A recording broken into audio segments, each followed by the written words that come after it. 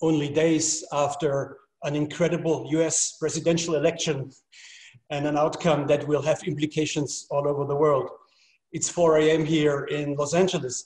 Some images will run in parallel while I speak, and I share my screen. I try to share my screen now. Can you see my screen? Not yet? Not yet. Okay. Just a sec, sorry. Why is it not working? Share screen.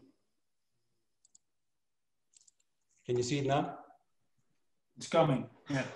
Okay. Starting. Fantastic. Okay, great. Yep. Thanks for that. Okay, the good news is we will soon see the US rejoining the Paris Agreement and the World Health Organization.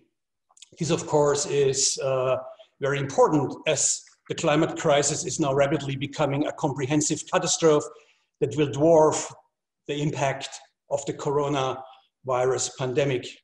At the same time, I believe that our agenda has never been before as clear as now with the Paris Agreement, the Sustainable Development Goals, the agenda for energy transition, and so on. We actually have now only 10 years left to achieve the Sustainable Development Goals by 2030. So time is running. COVID-19 has unfortunately reversed some of the gains that were made. That is why it's important the US has come around and does 180 and will rejoin the Paris Agreement to transition away from dirty oil and coal to renewable energy sources. Of course, the theme of the conference being post-oil city. We are now on a planet of 7.8 billion people, projected to grow to 9.9 billion by 2050. Most researchers agree that there will be a population turnaround in the mid-century, and we will probably not grow beyond 9.9 billion because we overreach the carrying capacity of our planet, and the global population is likely to not grow further. It's a very relevant question we are all exploring at this conference. How are our cities confronting the challenges posed by growing urban populations, a warming climate, and how can we accelerate the transition from dirty, polluting oil and coal to clean, renewable energy sources? Last week, the chief strategists of BP said, in the next 10 years, we will see peak oil. Investment funds and banks everywhere already starting to de-invest away from fossil fuels towards the renewable energy sector. The International Energy Agency reported recently that in 2020, for the first time, the energy from renewable sources, mainly solar, wind, and hydro, was cheaper than from fossil fuels. The move towards sustainable cities requires us to think holistically and to understand how things are interconnected within our urban systems. Health and well-being must be a top priority for us, and every urban decision should be guided first and foremost by the aim to make us happy and keep us healthy, or in other words, to make us citizens, not just consumers. Better cities make better citizens. However, over the recent years, the quality of life in many cities has declined. Reasons are the air pollution, the ever-increasing traffic, mostly private cars, and housing that has become unaffordable. Therefore, we must plan better for the further increase of urban populations that we will not lose the livability of our cities. Good urban design and planning can make a profound positive contribution in regard to solving the challenges of climate change and the current health crisis. This is why we will continue to transform the practice of planning and architecture to deliver coherent urban design and not just architectural objects, combined with better strategies for densification, different urban infill scenarios, and the integration of what's called nature-based solutions. The regreening and renaturing of our cities means that the landscape has to extend into the city and not the other way around, the city eating into precious landscape. Unfortunately, the North American model of urban sprawl is now occurring in cities all over the world. Urban footprints are growing faster than urban populations. In fact, the average urban density worldwide are declining. We have, of course, known better for a long time the model of the dispersed car-dependent cities such as Las Vegas, Los Angeles, Houston, or Phoenix, which constantly forces us to commute large distances by private car, is an outcome of outdated planning ideas that have led to excessive sprawl. Around 35% of all emissions of these car-dependent cities are a result from traffic. Today we know we cannot have endless sprawl or an ever-increasing number of vehicles. The walkable, mixed-use, compact, and polycentric city is a far better model. Mass public transport has not always received the investment that it requires. Some few cities like Portland or Seattle have done better than others. Cycling is not working in Las Vegas or in Los Angeles or Phoenix because the distances are too long for cycling to work, for instance, or half the year it's too hot to ride a bike. In the US, there's also the issue of values. We suffer tremendously from a car is king mentality, which rejects the use of buses or other forms of public transport. Taking out the car from the city center is now a serious discussion in many cities worldwide, as you will know. For instance, in Spain, in Norway, in the UK, in Denmark, cities are looking at taking out the car. And residents want streets that are more pedestrian friendly and safe in the city center, walkable with cleaner air and less noise. For the last 70 years, we have built suburbs that are monofunctional based on zoning laws that separate housing from working and light industry. Today, we are trying to bring these different functions back together again to recompact the city and get towards the 15-minute city of short distances. Moreover, we know that sprawl is wasteful in terms of land use, energy use, and other resources, wasting also time, which we could better spend with family instead of being stuck in traffic. And new research shows that sprawl has a negative social impact, leading to more isolation, loneliness, depression, and obesity. This is why urban regeneration must be dense and green, both at the same time. It sounds like a contradiction, but it doesn't have to be.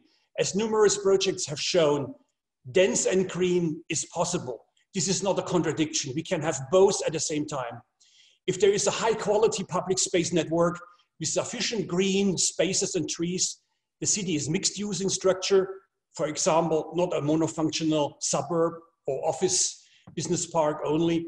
And there is a good choice of alternative low emission mobility options, such as light rail, cycling paths, e-mobility. Then the city can be denser.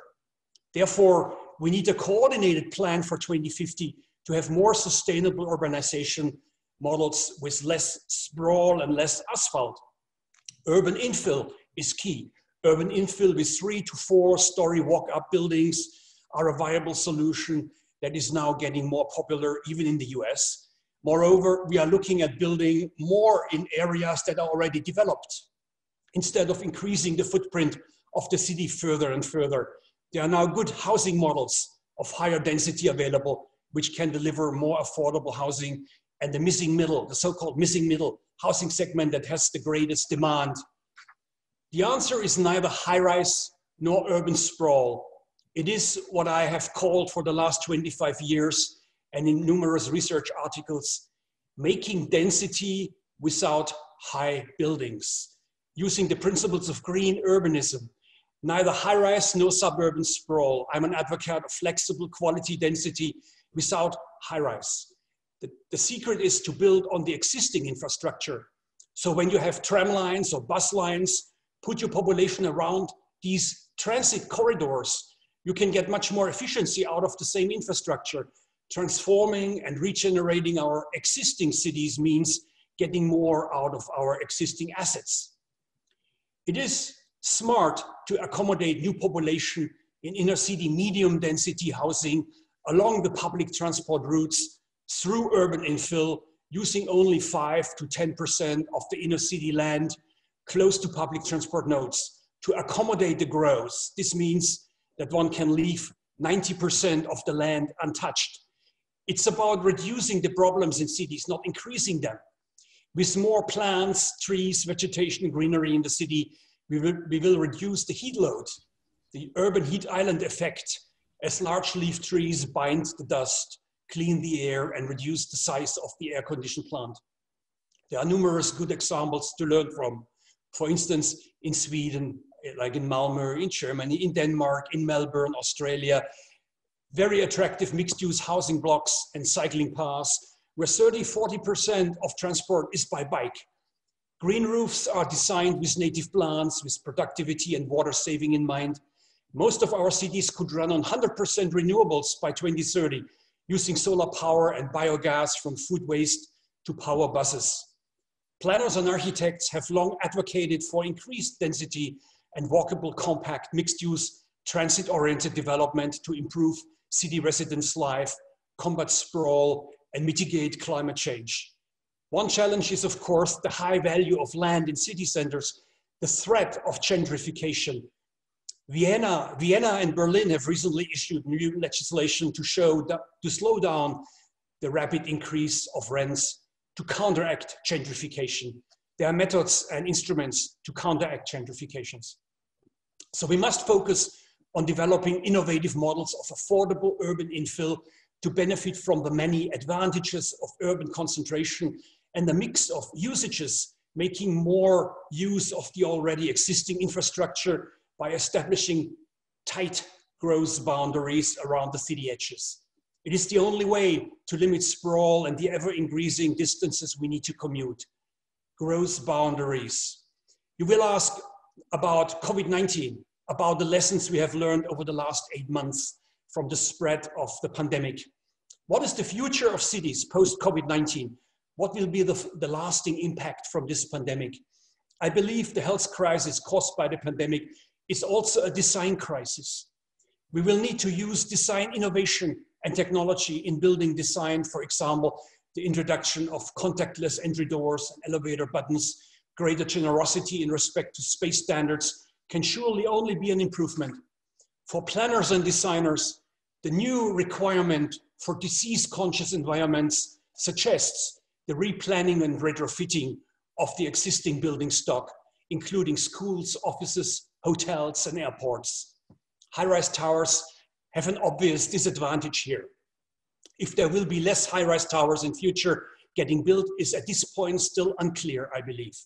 It depends on how many people can be in the building at any one time to meet the new constraints of health and safety regulations. This will affect circulation within the building, the use of lavatories, and retrofitting the design of lifts and hands-free door openings.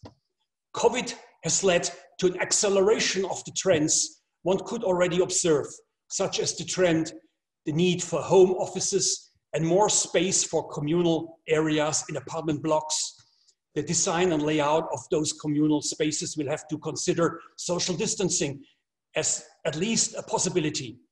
The same, of course, will apply to similar building types.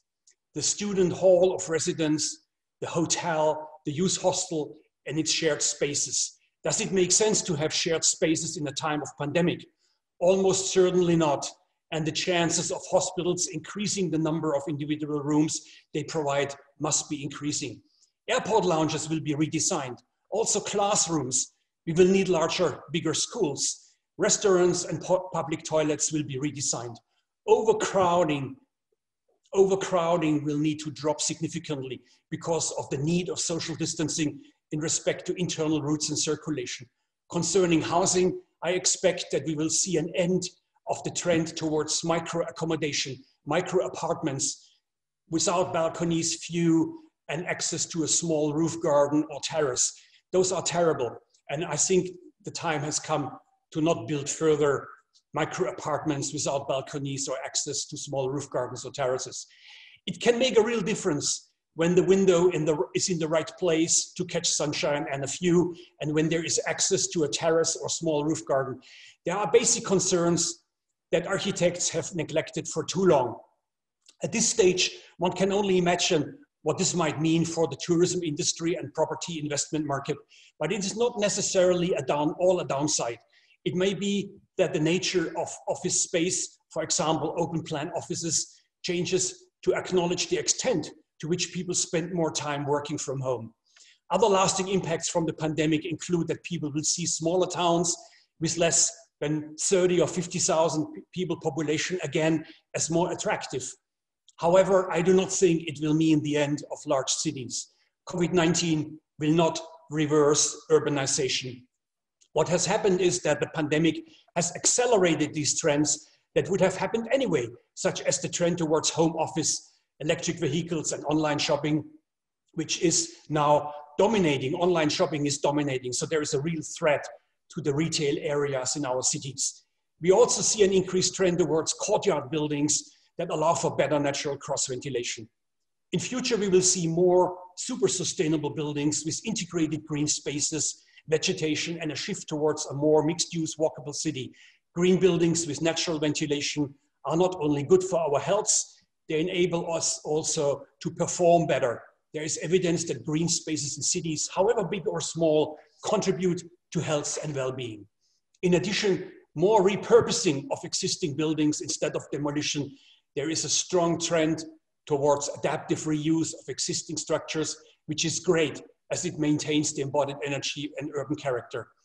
With the pandemic, urban density has been implicated in the spread of COVID-19 based largely on anecdotal evidence gleaned from cases in higher population cities like New York and Chicago. A new study by the Johns Hopkins University School of Public Health that just came out, analyzing data from 913 metropolitan areas in the US, shows that there is no causal correlation between density and the rates of infection and mortality. The study concludes density or sprawl is not a risk factor in terms of the infection rate. Some cities with higher densities than New York, for instance, Seoul in South Korea or Taipei or Singapore, have all fewer cases. In addition, Manhattan, the densest borough, has the lowest case rate in New York. Density is often confused with overcrowding, where large numbers of people cluster together, for example, in a restaurant or at parties, concerts, or indoor sporting events. Overcrowding, not density, can be the source of virus transmission.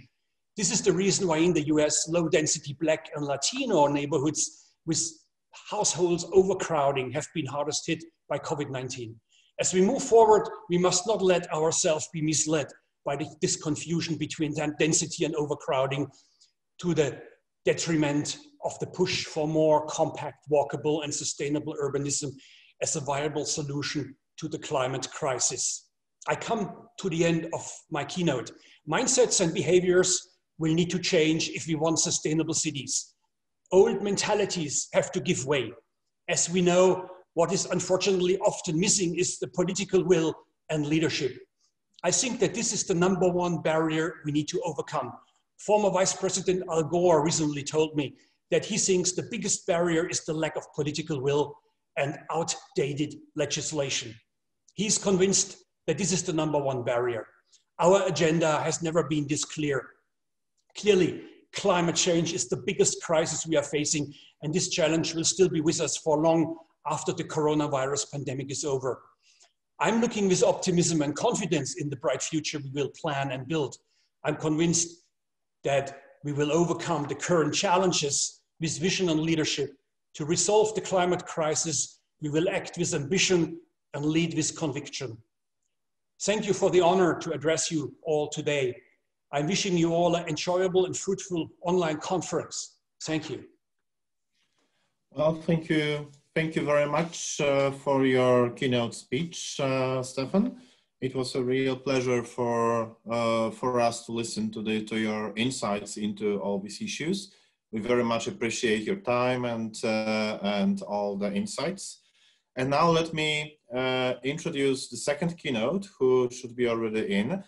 Just for your information, we are facing some technical problems with the limits of the people who can join our webinar. For some unknown reason, we are facing this today. So we might actually have problems with letting in everybody who is interested in, but I hope our technical team will solve it pretty soon. Just for your information, so don't get nervous. This is not just because we are not that popular, it's just because we have some technical problems. But before we go to that, maybe because we are in the good time actually, may I ask actually if there is like just one question to Steffen? If anybody would like to ask the question, please identify yourself on chat, and then we can maybe ask Steffen to respond to that. Is there anything? Is there anybody who would like to ask a question to Steffen? Please write it on chat. So then I will be able to read it out and admit the proper person. Well, I don't see anybody is coming in. So then let me ask the question, Steffen.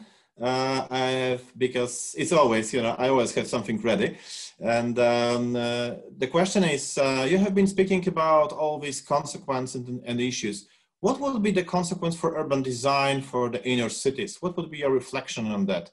I mean, most of our studies associated with post-oil and post-COVID actually tell us that there might be some new patterns of urban development. What would be your reflection on that from your position, from your research? How would you comment on that? Yeah, so I mentioned, thanks Piotr for that, it's great. I mentioned a couple of points already in my speech. I think what is very clear, we have now to look at new models and new patterns, as you call them, which combine higher densities. I'm not talking high rise, I'm talking 4, 5, 6 stories, medium density, compact, walkable, mixed use cities, in combination with regreening, nature-based solutions, renaturing cities. That's very interesting. In the past, we always thought it's not possible, but now we have seen a lot of good examples from different cities around the world where we have more roof gardens, more green space, more integration of green space and vegetation and trees to keep, of course, the city cool and to provide healthy microclimates. But at the same time, slightly, carefully, gently increase density. And I think that's the way forward, clearly. And so we will see a new generation of urban design that looks at quality urban density, not crazy out of the acceptable densities like Hong Kong or Mumbai. I'm not talking about that.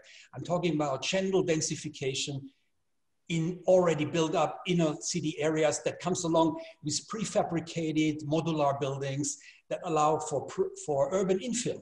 Urban infill is certainly the future. And the integration of existing buildings, the combination of new and old is now happening, very exciting, because people want to maintain the embodied energy.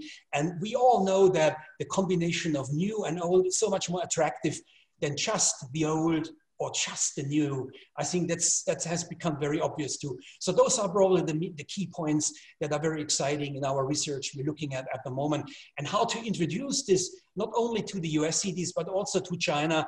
China, many cities are still urbanizing the second and third tier cities. I'm not talking about Beijing and Shanghai. I'm more talking about the smaller cities that have 1, 2, 3 million population. They are still urbanizing madly now, and very high urbanization rate, and they need better models. There we can avoid the mistakes. We do not have to blindly introduce the North American model. We have to come up with the latest, best model we can introduce to those fast urbanizing places. And then of course, India and Africa is following. Well, thank you very much for your thoughts. It's the beginning of the entire new lecture, probably, which we don't have time for at the moment. But I have to say that thanks to this, we got like at least 2 or 3 more comments or questions popping up in the chat from Reynaldo Ramos and Molai Shalal. You know, since we don't have time to answer them in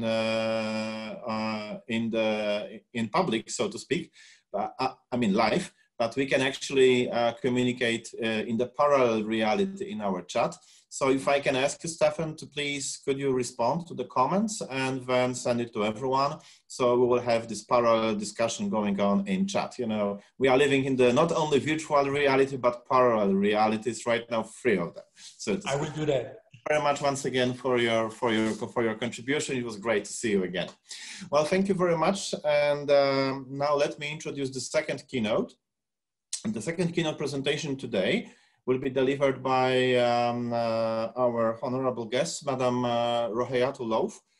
She is a Lord Mayor of Banjul in Gambia. Her full bio is on our website, and the topic of her presentation will be associated with green urban deals. So also, as we know, in some cases we might get technical problems. So in case that happens, so we are ready with the backup plan. Just for your information, I'm not going to reveal it right at the moment, but please note that in case something happens, we are ready for that. And also, I'm happy to say we have solved our technical issues and we can now admit more people to the room. So this is done. So, Madam, could you please take the floor? Floor is yours. Thank you very much, and good afternoon, everyone from Banjul. It is my pleasure to speak at this ISOCARP's 56th World Planning Congress, the first entirely virtual edition ever since 1965. Yesterday, you celebrated the World Town Planning Day, and as the mayor of our capital city, Banjul, I wholeheartedly support the call for a better plan and more inclusive, sustainable development. As the first female mayor of Banjul, I also strongly advocate for a more gender-responsive urban planning and development approach. This year's Congress theme of urban green deals is very dear to me and to all citizens of the greater Banjul area. Ladies and gentlemen, in a capital city like Banjul, where the vagaries of nature is unpredictable, our 2 seasons of rainy and dry seasons are dependent on how we manage our ecosystem. We believe that to achieve a greener, socially and habitable city, we must recognize how nature can actually be harnessed to provide services for our communities. This includes flood prevention, reducing urban heat effect, improving air and water quality, and elevating the overall well-being of our citizens. The past 4 years, Banjul has seen less rainfall and our city was getting drier and hotter, making it almost impossible to breathe clean and fresh air.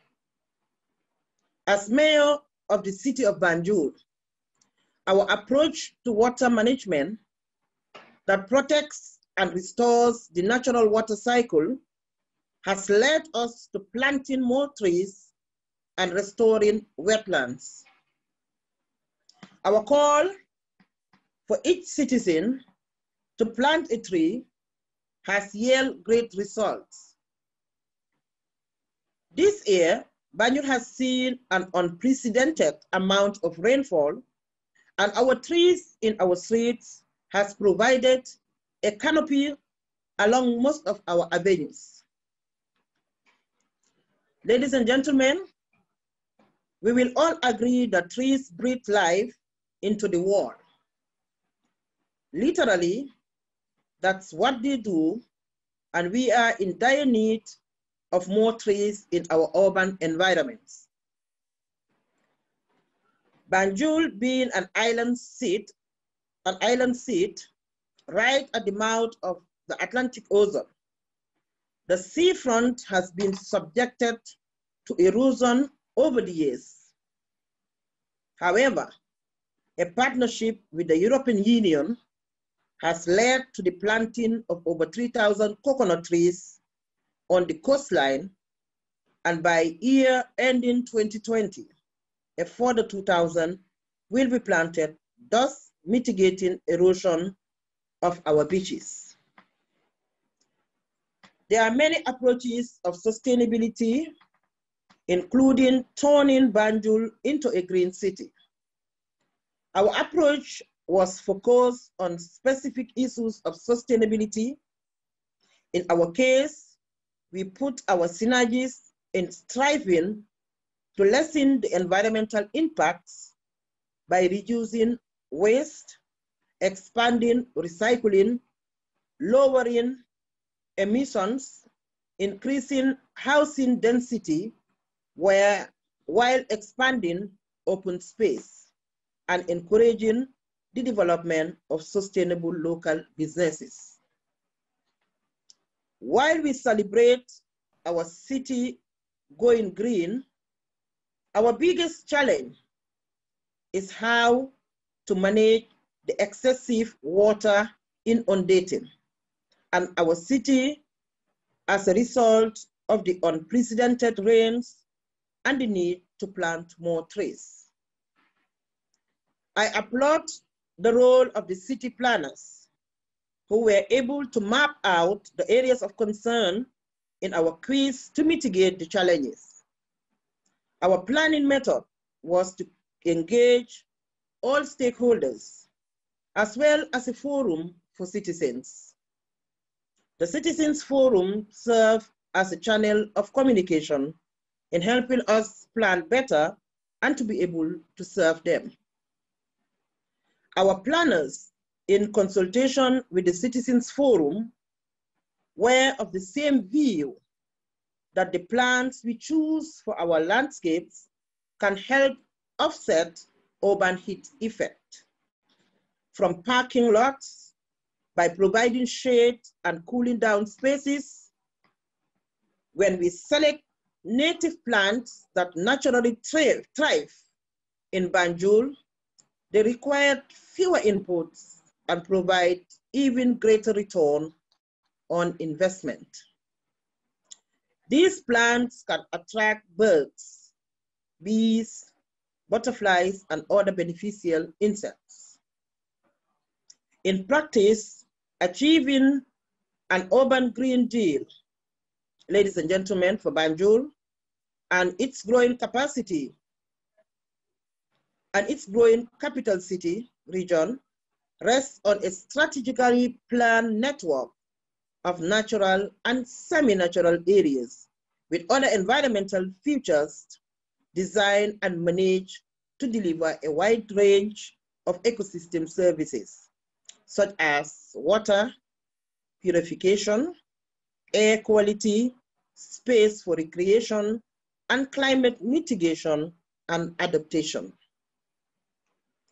Our concerns have been targeted at social cultural values, traditions, and perceptions of the citizenry. This called for a massive sensitization using both the mainstream media as well as traditional communications channels. There is also the issue of lack of capacity and data, governance, urban planning, and the issue of an uncontrolled climate change.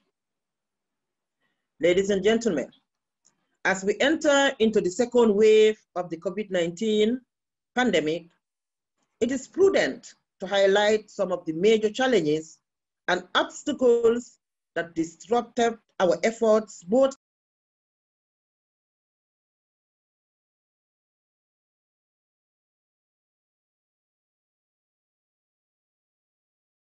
Madam, sorry, you are muted. You got muted. Could you please unmute yourself? Yep, thank you. The regulations that were put in place had a huge impact on employment, especially with men. This led to a rise in violence against women who were forced in most cases to cater for the family needs.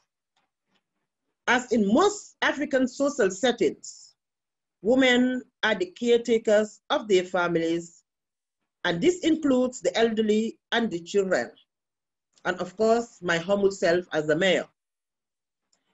With a lockdown in place businesses, with a lockdown in place, businesses were at a virtual standstill, especially small-scale ones.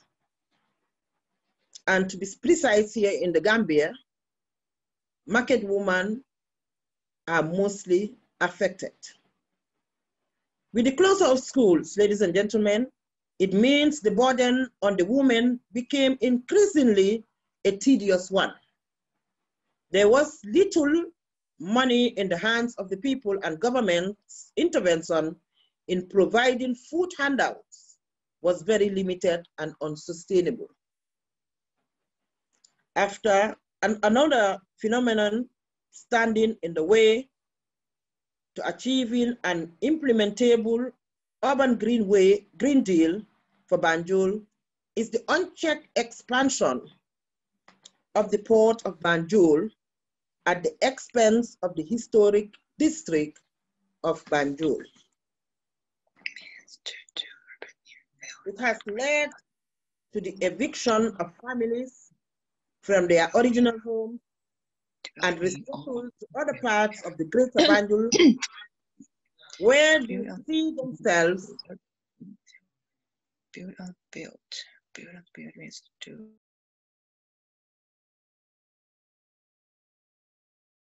I'm sorry, madam, you are again muted. And could you please unmute yourself? Madam, we cannot hear you. Thank you. And also the message to each and every one of the rest of the audience. If you are not speaking, please get muted because we get some second voices in the background. Thank you. Madam, you are still muted. Madam.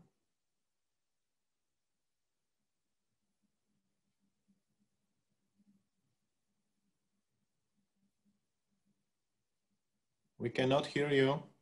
Yes. I'm not, am I still on mute? No, yeah, now it's okay. Now it's okay. Okay, I think it's the admin that is putting me on mute. Anyway, here I was just trying to say that another phenomenon standing in the way to achieving an implementable urban Green Deal for Banjul is the unchecked expansion of the port of Banjul at the expense of the historic district of Banjul. It has led to the eviction of families from their original homes and resettled to other parts of the greater Banjul where they see themselves as complete strangers about to restart life all over again.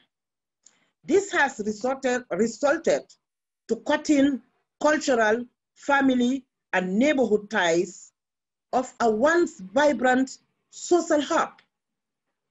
The greenery of the area with its amazing flora, mosses, and historical buildings now give way to a huge concrete warehouses, pavements, diesel-run powerhouses, machinery, and the disappearance of wetlands frequented by many species of fauna. Banjul, being the seat of government, houses a lot of ministries and private sector businesses, the biggest hospital and market, and as well as the only seaport. The number of traffic in and out of the city is increasing by the day. This has resulted to increasing fossil fuel dependency, which in turn has resulted to more traffic injuries and air pollution. Children, and especially the poor, bear a disproportionate burden of disease, both environmental pollution and climate change due to the combustion of gas oil and diesel. This situation needs a holistic accounting of the harm from fossil fuel emissions. Such an accounting is needed to spur the required mitigation and address the growing threat to future generations. Ladies and gentlemen, unless we act forcefully, our children and their children will inherit an unsustainable city, lacking the essential ecological resources and social stability to support them.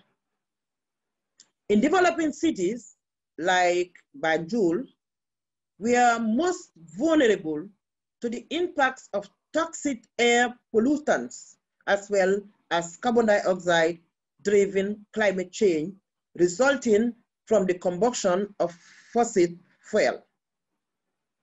Today, attention to the tourism industry gains top priority as it is the second highest income earned for the Gambia.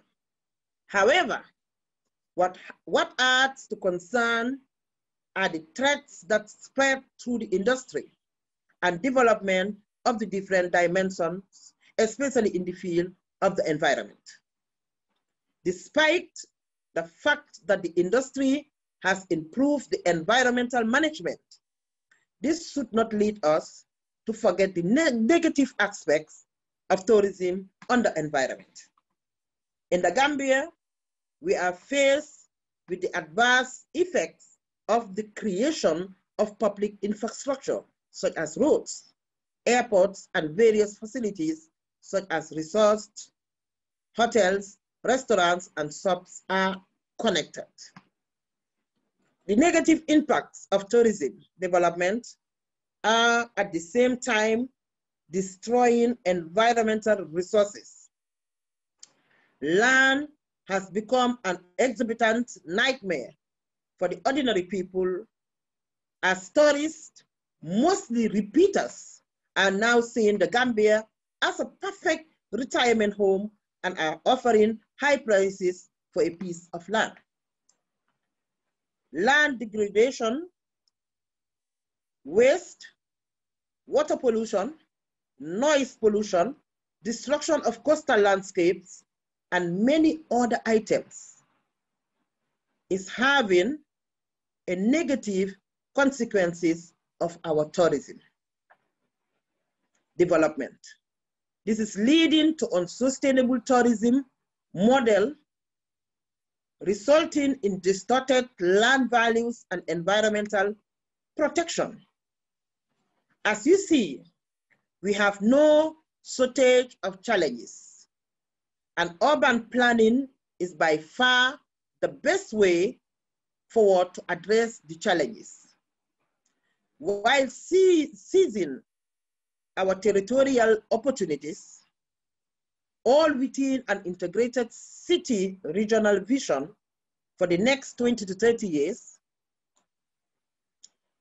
Ladies and gentlemen, this brings me to the last and maybe most critical challenge, the lack of well-resourced city, regional, urban planning, and management institution in Banjul and the Gambia as a country. Put simply, we hardly have any trained urban planners, nor do we have the educational and institutional conditions to train and employ planners. This is why we have to rely on international support to help us do what we need to be done. The UN agency, UNOPS, is currently helping us establishing a new urban plan for the Greater Banjul area, including a successful community-based vision workshop back in March, resulting in a shared vision declaration that might provide a good basic for a new urban Green Deal. I also engage with UN Habitat through their flagship conferences, such as the 10th World Urban Forum last February. This is also where I engage with ISOCARP on launching the innovative Global Planning Aid Initiative, aimed at providing basic planning training to community leaders, turning them into barefoot placemakers and planners. Ladies and gentlemen, we remain hopeful that Banjul will soon feature as a testing ground to train our own barefoot planners as the future champions of our own urban green future. I thank you all. Thank you so very much for listening. Thank you very much, Lord Mayor, for a very thought-provoking speech, which calls strongly for need to have gender-orientated as we are planning, with a special focus on women. So I would like to take one question from the audience before Piotr can call the next speaker. Do we have any question from our audience for the mayor?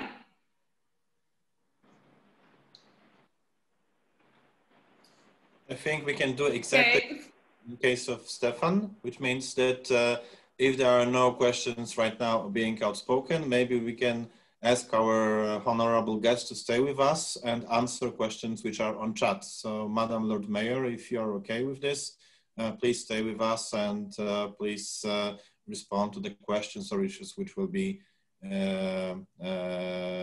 discussed. But there is a question. I just pick one question on the chat there. How would you overcome male patriarchy? That is a question, Honorable Mayor. I think, yes, am I on mute? No, I'm no, okay. You're okay. Yeah. Yeah, thank you very much for that question, which is very, very interesting, especially in African politics and where women take leadership.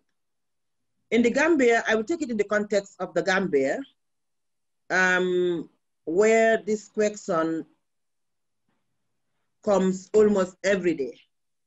But my answer here is sensitization is something that is very key, and it has to involve our traditional leaders by using civil society organizations to go on an aggressive sensitization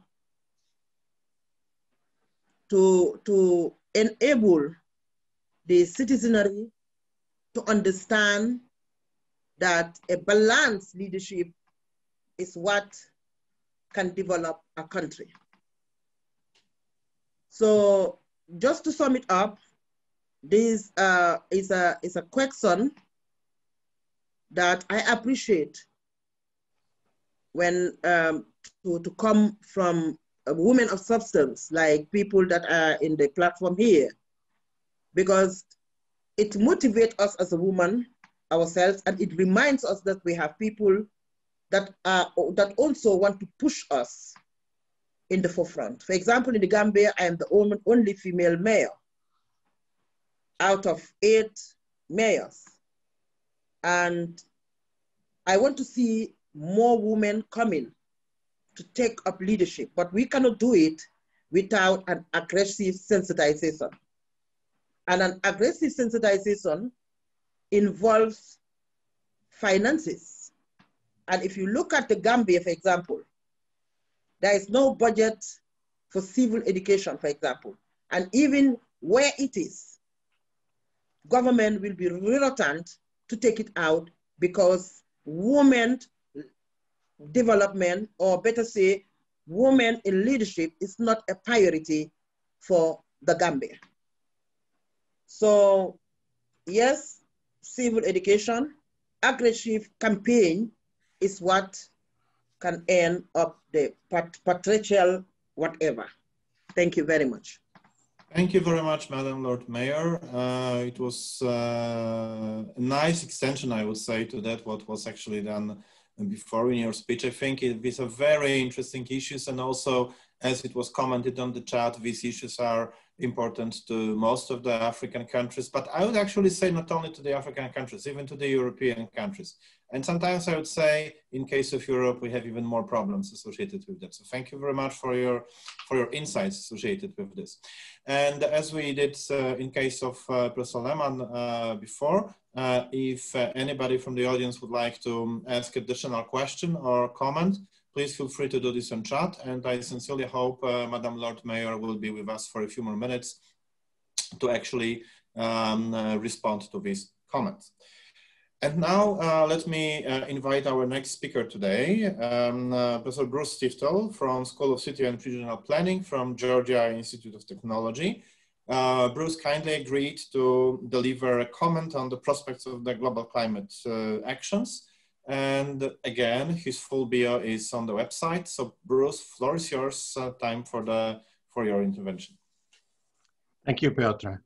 Let me go ahead and share a screen.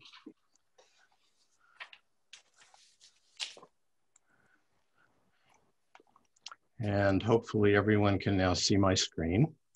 Yes, we do. Or yes, we can. So colleagues and officials, greetings from Atlanta, Georgia in the United States. I'm pleased to be able to say a few words about the prospects for effective global climate action as we sit here just 9 years from the end of the decade of action. The nominal time horizon for the Sustainable Development Goals. I'm going to go straight to this excerpt from the 2020 report of the Sustainable Development Solutions Network. SDSN collects data from something like 165 countries in the world. They hope to have every country, but they don't quite have everyone. And they are assessing the performance of each of those countries on some 161 measures on the 17 Sustainable Development Goals. And I've pulled here a very high-level report that they give on Goal 13, climate action. And you can see that they find that only one world region, Oceania, is currently achieving Sustainable Development Goal 13, and that, but they say there are two additional world regions, Latin America and the Caribbean, and Sub-Saharan Africa, which are on track to achieve Goal 13 by the end of the decade. That leaves, of course, 3 other world regions, East and South Asia, Eastern Europe and Central Asia, Middle East and North Africa, as not on track, and importantly, the OECD as stagnating. The 37 countries of the OECD, they say on average, are stagnating and not looking like they will properly achieve the Sustainable Development Goal 13. Of course, not every country is the same, and not every world region is the same with respect to carbon production.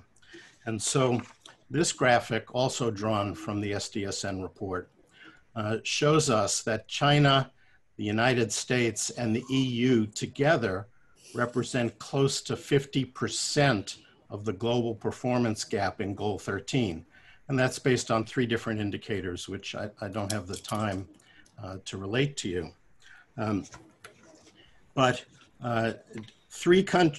one multinational region and 2 countries representing 50% of the emissions suggest to us, or the performance gap suggests to us, that our look at the prospects needs to be focused, not just broadly across the world. I also want to then turn to this data from the Climate Action Tracker, a consortium of 6 research programs. They try to assess the countries of the world on their political ability and their political attention to the climate crisis and to resolving the climate crisis and meeting Goal 13. And the findings here, I think, are quite striking. They identify only 2 countries in the world that are on track to hold emissions below 1.5, hold climate increases temperature increases below 1.5 degrees centigrade. Those two are Morocco and Gambia. And then they find an additional 6 that are on track to hold temperature increases below 2 degrees centigrade: Bhutan, Costa Rica, Ethiopia, India, Kenya, and the Philippines. And now my important finding from their report, they find 6 countries as critically insufficient in the ability to meet Goal 13. And those are the Russian Federation, Saudi Arabia, Turkey, Ukraine, the USA, and Vietnam. So we have 3 countries and regions that are responsible for 50% of emissions, and we have 6 countries and regions that are critically insufficient in progress toward meeting the necessary reductions. If we take those 2 groups and we overlap them, the overlap includes just 1 country, and that's my own, the United States, which brings me to this week's election, or last week's election. The apparent winner of the presidency in the United States took the moment of the US withdrawing from the Paris Agreement, which happened, 5 days ago on November 4th. And when the announcements were made that the US had officially left the Paris Agreement, Joe Biden, our president-elect, tweeted, "Today, the Trump administration officially left the Paris Climate Agreement, and in exactly 77 days, a Biden administration will rejoin it." And so this is, of course, the hope that the US will reposition itself from outside the juncture of that Venn diagram. The administration's stated plans for tackling the climate crisis are extensive. They're based fundamentally around the selling point to the American electorate that addressing the climate crisis will be done by building jobs, well-paying jobs that will employ Americans. These are the main tenets of the Biden climate plan.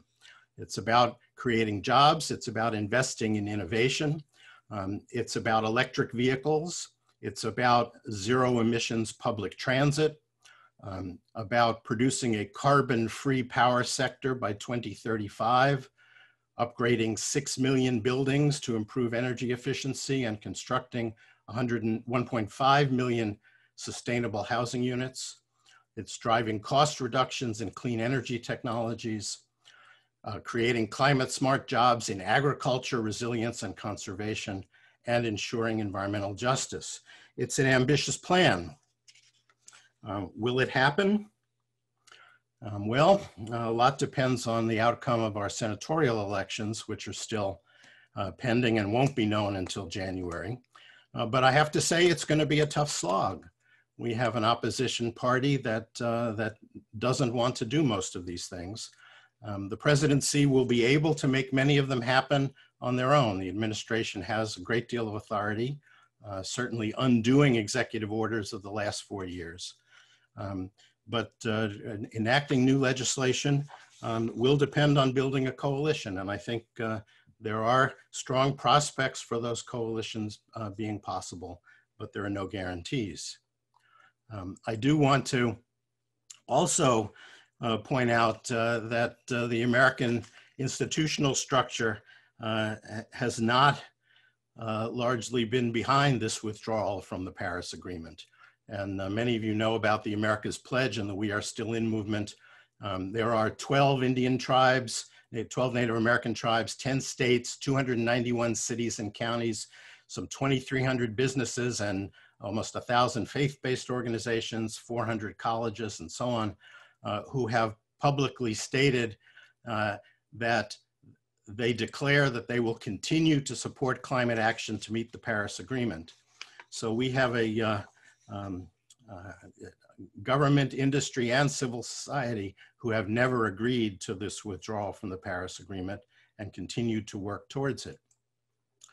Of course, our country is only one, and we are a major polluter, but we are a major carbon generator, but we are not the only one. And if I look back at the list of the major sources of carbon and the critically insufficient countries that were identified by SDSN and the Climate Action Tracker. The SDSN also assesses for each of them their political position with respect, or for many of them, their political position with respect to meeting the climate goals. And you see those extracted on this chart. And you can see that, that the European Union looks very good. They are very much on track to meet the climate goals. That China has statements and plans, but does not have a budget in place, nor a monitoring system, nor stakeholder engagement. That Russia is failing across the board. That Saudi Arabia has statements and plans and monitoring, but no budget and inadequate stakeholder engagement. And I'm afraid the Climate Action Tracker does not yet have data on Turkey, the Ukraine, and Vietnam to share, or SDSN does not yet have data on those 3 countries. And of course, there are many other countries that are responsible for small shares, but still have much work to do if we're going to achieve these goals. I will conclude by reminding you that transportation and building, heating, and cooling are 2 of the 4 largest sources of greenhouse gas emissions in every economy. So we city planners have a great deal to do with the carbon footprint of our nations. And so I commend you for the work you've been doing and encourage you to keep up this good work so that in fact, the globe will meet the demands of SDG 13 by the end of the decade of action. Thank you. Well, thank you very much, Bruce, for your comments. It is especially important that the whole political situations kind of changed quite recently. So it seems we are at the beginning of the brand new times, I would say, regarding that, and let's see what happens. It would be great to talk more about that, although since we are a little bit behind the schedule time-wise, let me invite each and every one of the Congress participants to ask Bruce a question directly on the chat, possibly in the open format, so then anybody else can see both the question or and the responses. So Bruce, if you still have some time, please stay with us and please respond to the questions. And Certainly. then we'll try to archive all those things and actually make them available. So thank you very much again for that. And now the next item is the panel discussion. The panel discussion and the topic of that is the subtopic of our Congress, which is green urban deals. That was at least the idea. I know that our panel leaders were creative in changing these things a little bit, so we are just waiting how it's going to happen. And it will be moderated by our ISOCARP colleague, Pietro Elisei. He's a founder and director of Urbasofia and the former vice president of ISOCARP. You might remember him from a number of different initiatives. And panelists will include Laura Petrella, who is at the moment the Chief of Planning, Finance and Economy section for UN Habitat. So welcome, Laura. Then we have Camilla Ween from Urban Economy Forum, steering committee member. We also have Dushko Bogunovich, ISOCARP board member and the general rapporteur for the Buddha Congress. And we were also supposed to get Xinan, our colleague from China, Secretary General and Vice President of the Urban Planning Society of China. He was with us at the very beginning of this session today, but then he texted me that due to some very urgent reasons, he had to disconnect. I'm not sure whether he is back.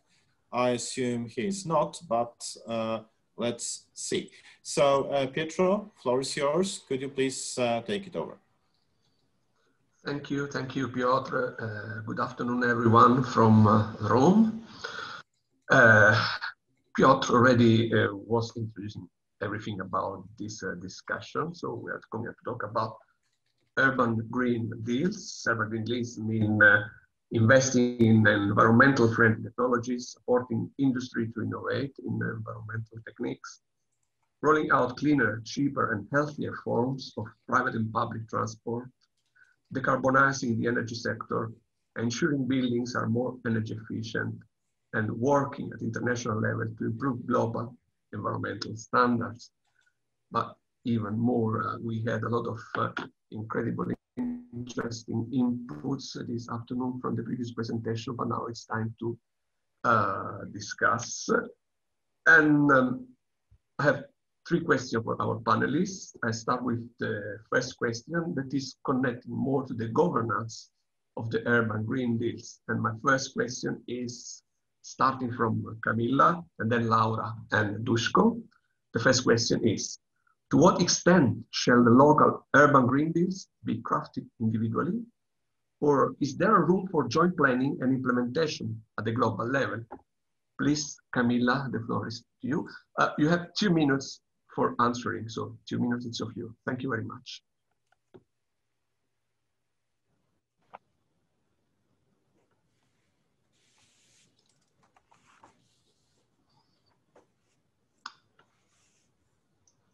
Camilla? Yes. You have to unmute Camilla, I think. I'm so sorry. I forgot. I thought I'd done it, but I obviously didn't press hard enough. Okay, now just go. So this question is really important. It's the sort of governance of the whole transition towards a greener future. And I think the really important thing is to have sort of policy strategies and agreements that are in accordance, that have a real hierarchy. We need to know, who is responsible for taking the action in the first place. We need the hierarchy. So we need the overarching global, then we need the national, and then we need what people are expected to do. But they should all work together. So that's a really important thing. And I think a really important thing to remember too is that all 17 SDGs, Sustainable Development Goals, in fact apply to what we do. It's not just SDG 11. If you look at them all, you'll see that most of our activity, the vast majority of people live in cities. The activity comes from cities, and therefore cities are responsible for this. So though SDG 11 is important, actually everything we do is a result of cities.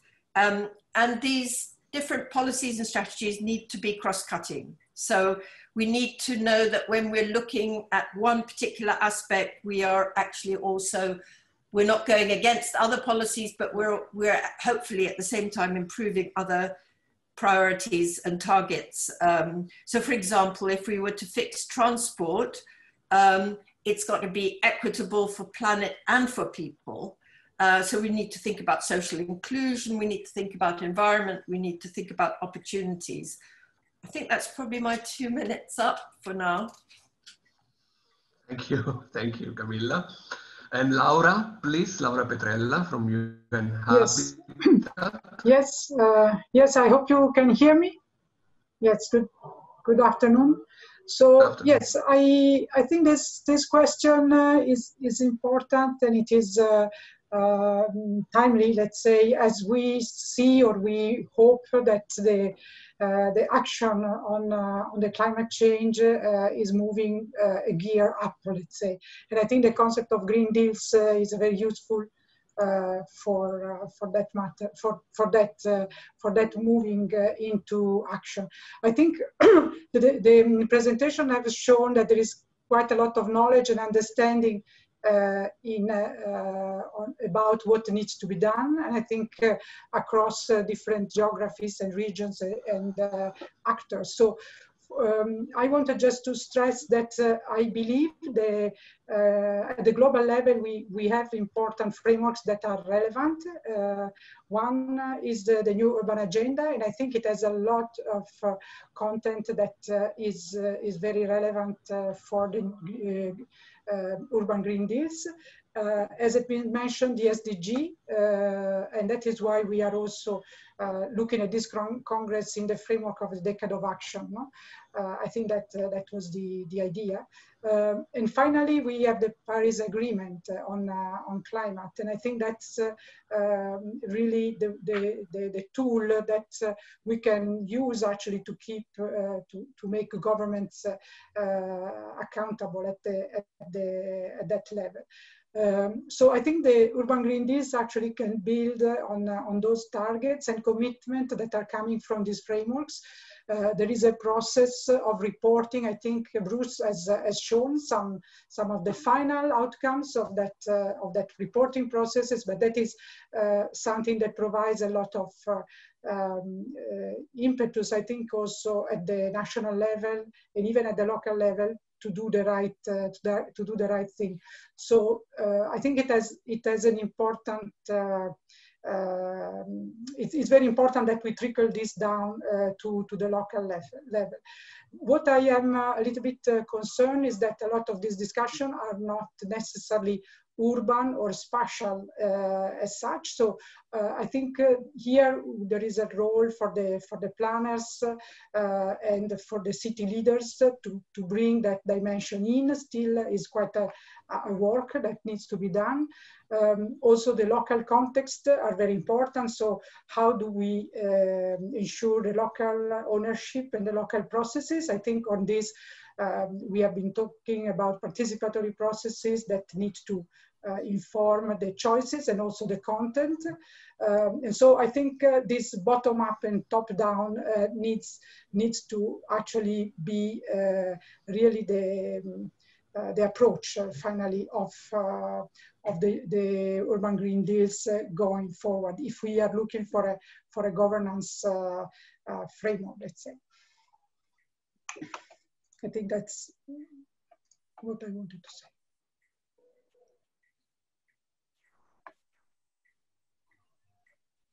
Hello? Pietro, shall I go ahead? Good morning from New Zealand. We may be on the wrong side of the planet, but we are ahead of time as a compensation. It's Tuesday morning here. Greetings to all the 132 delegates at the moment of the Congress.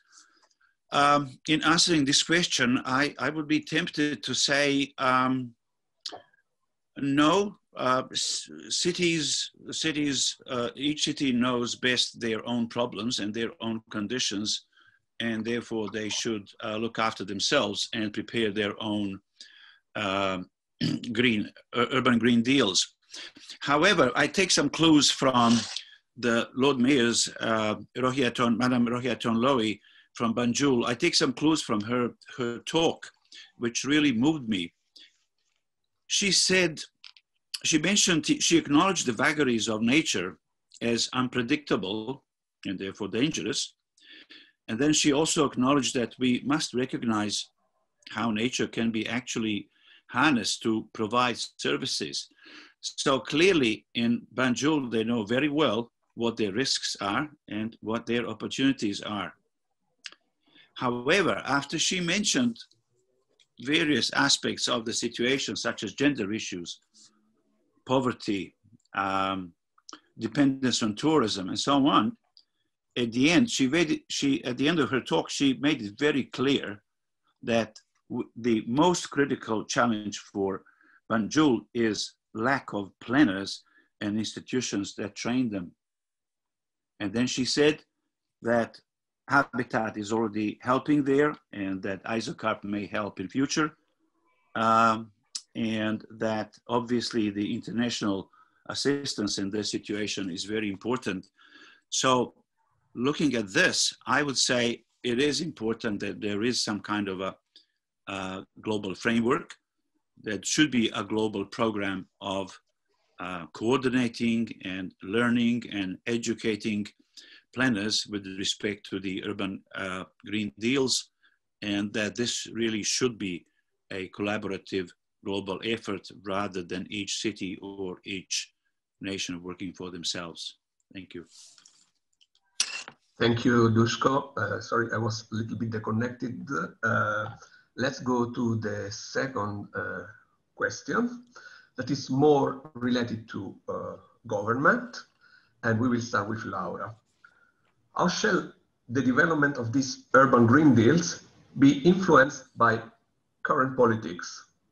Is there a need for a global political consensus regarding the need to develop this, or shall we just count on ourselves as planners, as mayors, as local level? Yes, thank you. Yes, I think there is quite a lot of consensus, as I was saying before, that these issues need to be addressed. I think there is also maybe also resonating a little bit with what has been said by the panelist who spoke before. There are also some mechanisms for supporting actually cities and regions to do let's say climate change action, etc. Of course, the scale of the issue is it's not something we can await for a general helping system that can cover all and every type of region and type of issues. I think we should not really underestimate that there are actually already tools and already networks that are working on these issues.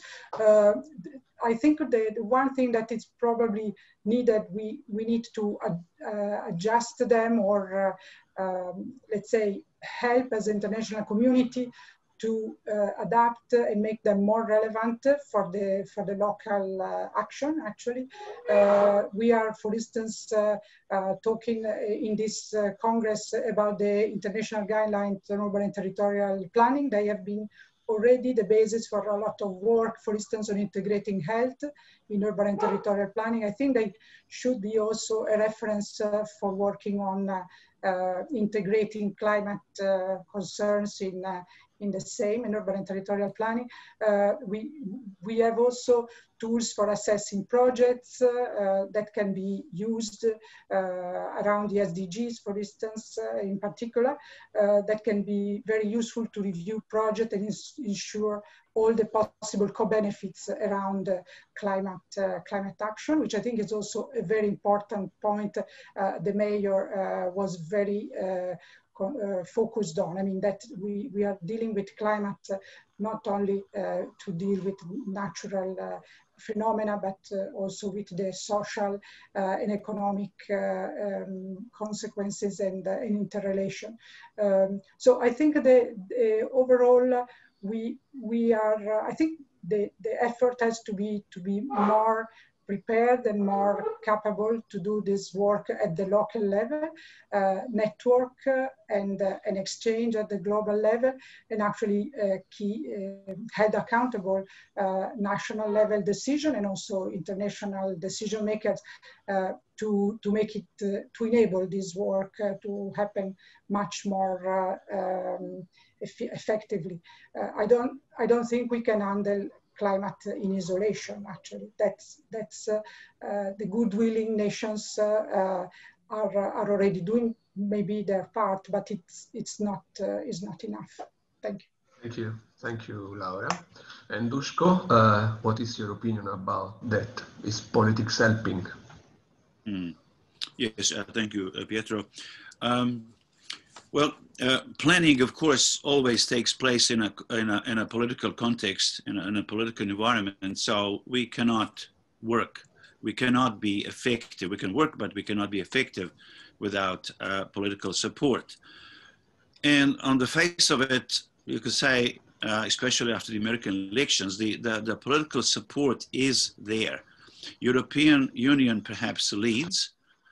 The European Union has been for a long time champion of sustainability and sustainable development, and has been saying all the right things for a long time in terms of climate action and climate emergency, and has also put a proper focus on the urban aspect of the crisis. However, we must not be naive and believe everything that is being said in the media and everything that is written in the political documents. Even with the American situation, which has just improved, we have yet to see whether the Biden administration will make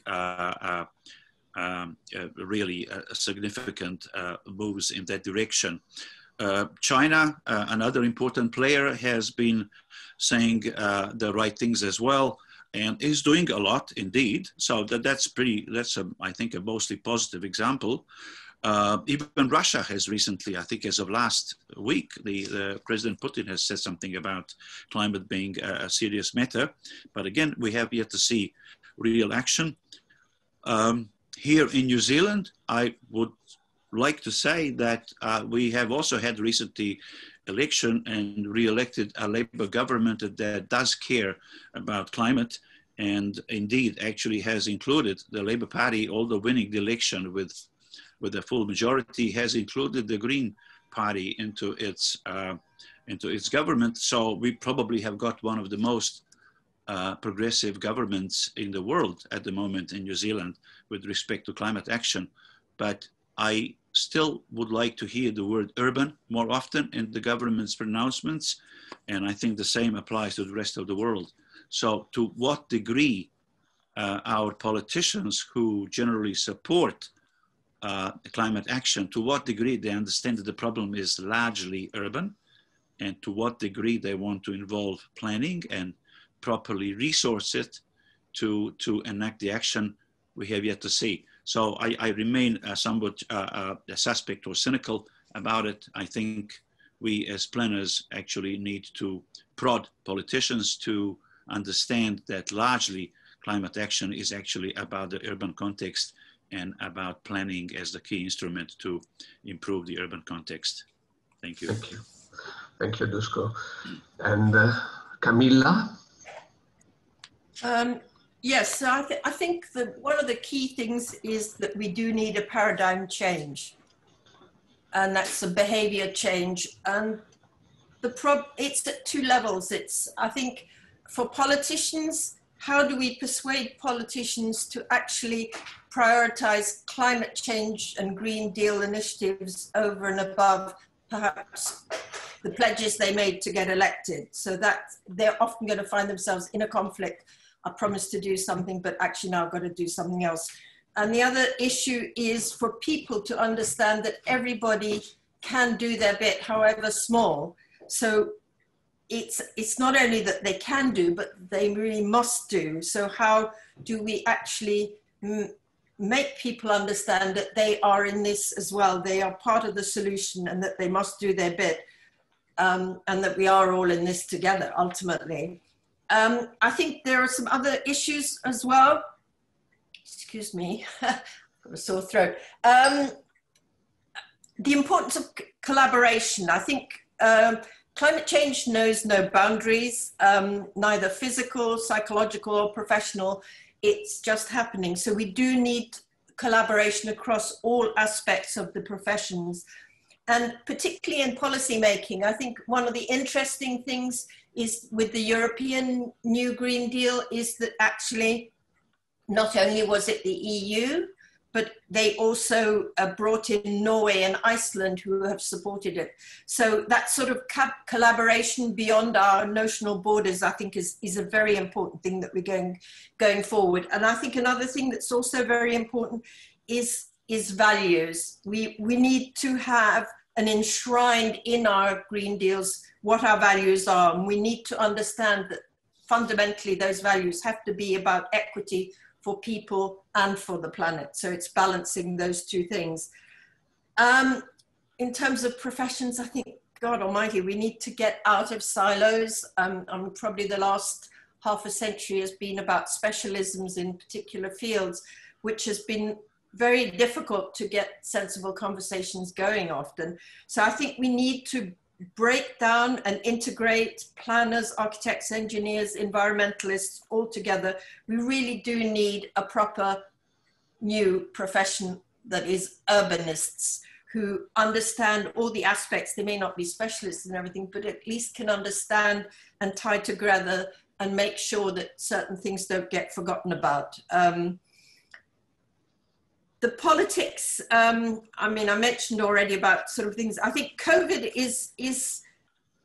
has been a big issue, and I don't know whether that was actually possibly part of the last question, but since I've mentioned it now, I think that we should realize that COVID has actually offered opportunities. It has actually demonstrated that we can adapt, that what would have seemed completely unthinkable, you know, even a few months or a few weeks before lockdown happened in many countries, actually could happen, and that people adapted to it. So I think that is an important lesson. And I think also COVID has offered many opportunities. So we can now begin to talk about things that would have been very difficult to talk about in terms of change, even just a few months ago. So I'll stop there. Thank you. Okay, thank you. Very clear, very interesting observation. And I go to the final question, and we will start now with Dushko, then Camilla and Laura. Finally, how will the urban green deals change the way we are going to plan our urban future? What will the planning paradigm shift be about? There will be a planning shift, a shift in the planning paradigm. Thank you, Pietro. Can I talk for an hour, for a full hour about this one? No. Well, that's a big one, really. Intervene. We have 1 minute for that. That's a big one. Of course, the way we plan, which is the how of the planning, must change. It has to be more top-down and more bottom-up and less in the middle. The what of planning, that is the subject of planning, has to change. I think rather than thinking about cities only, we have to think about regions and the suburbs of which the cities consist of. And lastly, the reason why we plan, the why of planning, must change as well. I think climate change has reached that level of emergency where mitigation and sustainability has to take the second place, while resilience and adaptation has to be our priority number one. That's how I see climate change, the seriousness of the climate change situation. Let me explain. I think the planning process itself will have to change. We will have to rely more on central government orders, if you wish, imperative changes in law and planning structures. The subject of planning will have to change significantly. As I've said, we cannot think about cities only. We have to think about entire regions which contain and support cities. Also, the city itself, I think, is a dangerous term, not dangerous term, but a dangerous entity under climate change conditions. I think a much safer entity is actually the suburbs and the local communities.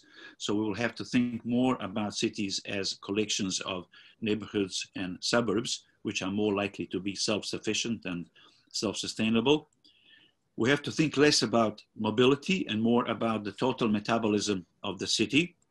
And we have to think about infrastructure. Our complete notion, the entire notion of infrastructure as centralized, complex, carbon-intensive systems has to change as we have to move to this localized, clean, green, smart systems and technologies. Lastly, the issue of density, I think, is somewhat irrelevant. I think there is too much emphasis on the idea of the compact city and reliance on urban infrastructure. I think is actually dangerous because higher densities obviously mean putting more people and more assets at risk, while at the same time you reduce the amount of available natural resources locally for the support of such of the population. So the issue of density, I think, remains one of the central issues, and I think we will have to change some of the notions which we have held for a long time, probably for the last 30 years. I actually think that lower densities might emerge as the winner rather than the higher densities as we focus on resilience rather than sustainability. Thank you, Dushko. Thank you. This is another very important topic. Camilla, please.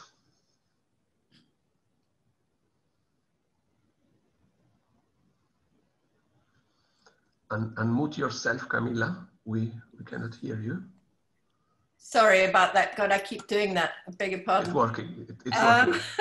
Yes, so I think we must balance people's activity and planetary boundaries. That's ultimately what we have to achieve to. So we have to link human activity, environment, and the planet's limits. And these have got to be our sort of guiding principles. Then we've got to think about what are the basic needs for all and what is enough? How do we share sort of Earth's resources for the benefit of all so that everybody has enough and no one is left behind? I think these are absolutely fundamental questions that really any sort of future planning has to address, and including in that is also fairness. So that has to be central to the planning system in terms of giving everybody an equal opportunity to a good life. So we need to understand, I think, probably truly what a green city looks like. I don't know that we really know that yet. So maybe we want to try perhaps to pilot or to reach a blueprint for what it might be. But is it a sort of 15 to 20-minute city? What would the economy be like? What sort of energy would that city be using? Where does its food come from? And what kind of social safety nets are built in? And that applies both actually to cities and to regions, as the previous speaker mentioned. I think that is very important because these issues of climate change, they don't see the edge of a city being any different from the countryside. So a city has an impact across the sort of countryside around it. And therefore we must consider it holistically. I think also a very important thing is the role of the sort of technology and the fourth industrial revolution. And I think we must focus on thinking about the sort of new tools, sort of AI and whatever those tools are that emerge, that they are tools, they are not the solutions.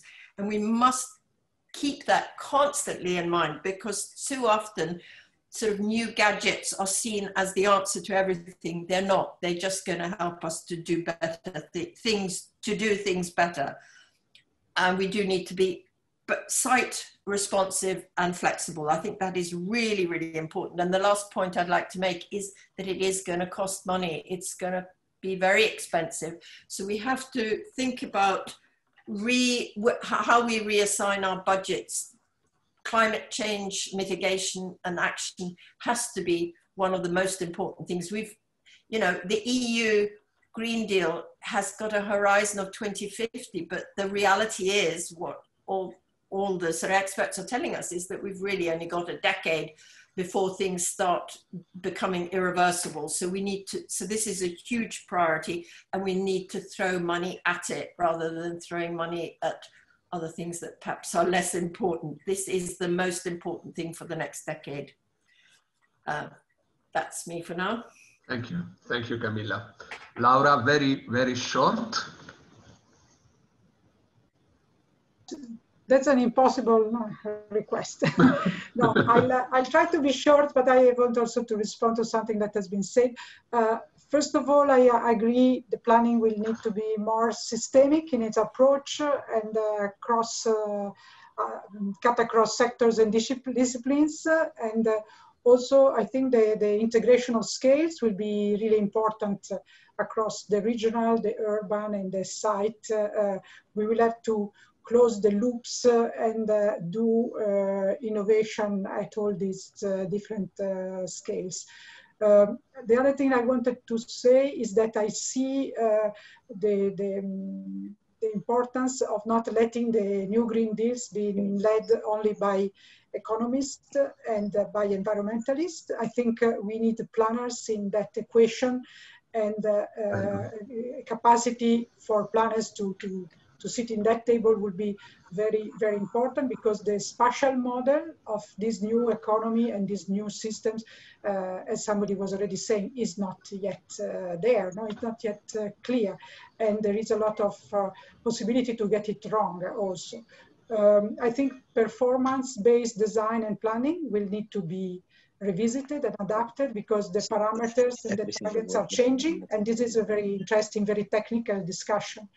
I want also to stress that when we talk about focusing on regeneration and retrofitting, that is an excellent idea, and we need to use better the assets that we already have. But we also should not forget that we estimated about 50% of the cities that we will need in 2030 is not yet being built. So what do we do with the extension actually of the city that will be needed and the expansion? And we need to really there invent quite dramatically the way we do that extension, and accommodate people that are shifting from rural or that are moving across countries, etc. Finally, the digitalization and smart technologies, they need to be factored in. It has already been mentioned. I think we have very little understanding yet of what are the impact of these technologies on equity, on environment, but also on the urban form. And I think this dovetails a little bit with the discussion with on density. I think it's an interesting discussion, but I really am a little bit skeptical when I hear that low density is more resilient than higher density. I think if you are not thinking of extreme situation and badly located ones, actually, I would think that resilience and density, they go together quite well.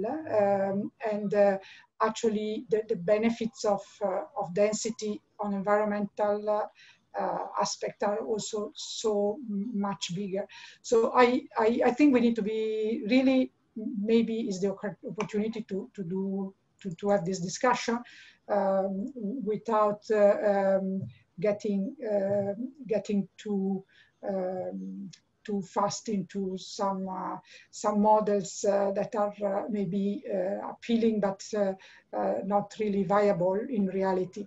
And then I will just stress again that we will need all the efforts in this new sort of focus on climate to keep the people at the center, because otherwise all this doesn't really have so much sense, no? And we cannot really imagine a sustainable future where people are not at the center. So how do we ensure this in the midst of a very strong crisis and a very strong need for maybe quick action and very decisive action?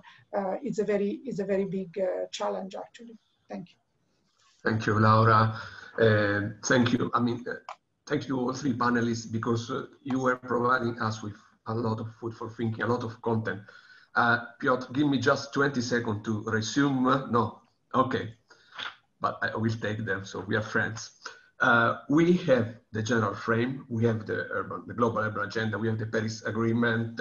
We have the Sustainable Development Goals. We have even the politics. I mean, the USA are back.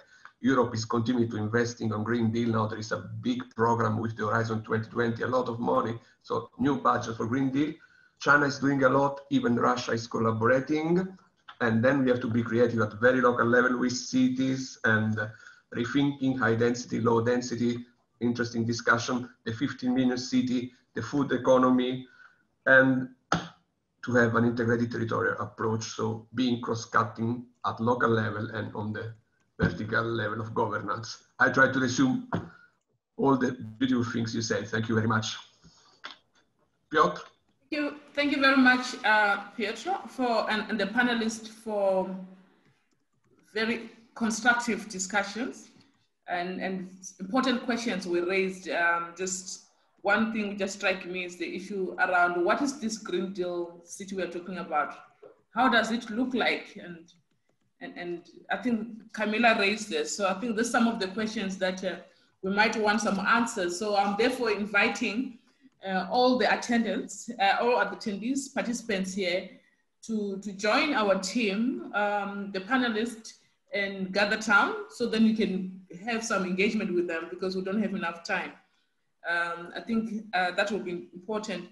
I'll also then ask Pietro to introduce the next item, which is obviously the declaration of, the book review. Thank you very much, Hope. Well, Pietro asked me not to kill him if he goes over time. So Pietro, you are really lucky you are far away from the reach of my hands today. But well, okay, we will live with that. And we are still friends. And well, thank you very much, Hope, for that. And the next item on the agenda is a presentation of the ISOCARP review. This is a flagship ISOCARP publication, and this will be done by our colleague, Malgorzata Hanzl. She's a board member and director for publications in ISOCARP. So Malgorzata, floor is yours, and please introduce your team for that. And again, of course, the full bios are available. So Malgorzata, please. And of course, unmute yourself, please. Yeah, I know. So basically, it's my great pleasure to be here and to introduce the new item in our wonderful list of reviews. I had the opportunity to basically supervise the production of 2 of these, and the one, well, this background is unfortunately not letting me to show the books, which is slightly complicated, but well, may I please kindly ask Jim to share his screen and to show the presentation. There is another team member with me here today. Thank you. So you see the main editor in the meantime?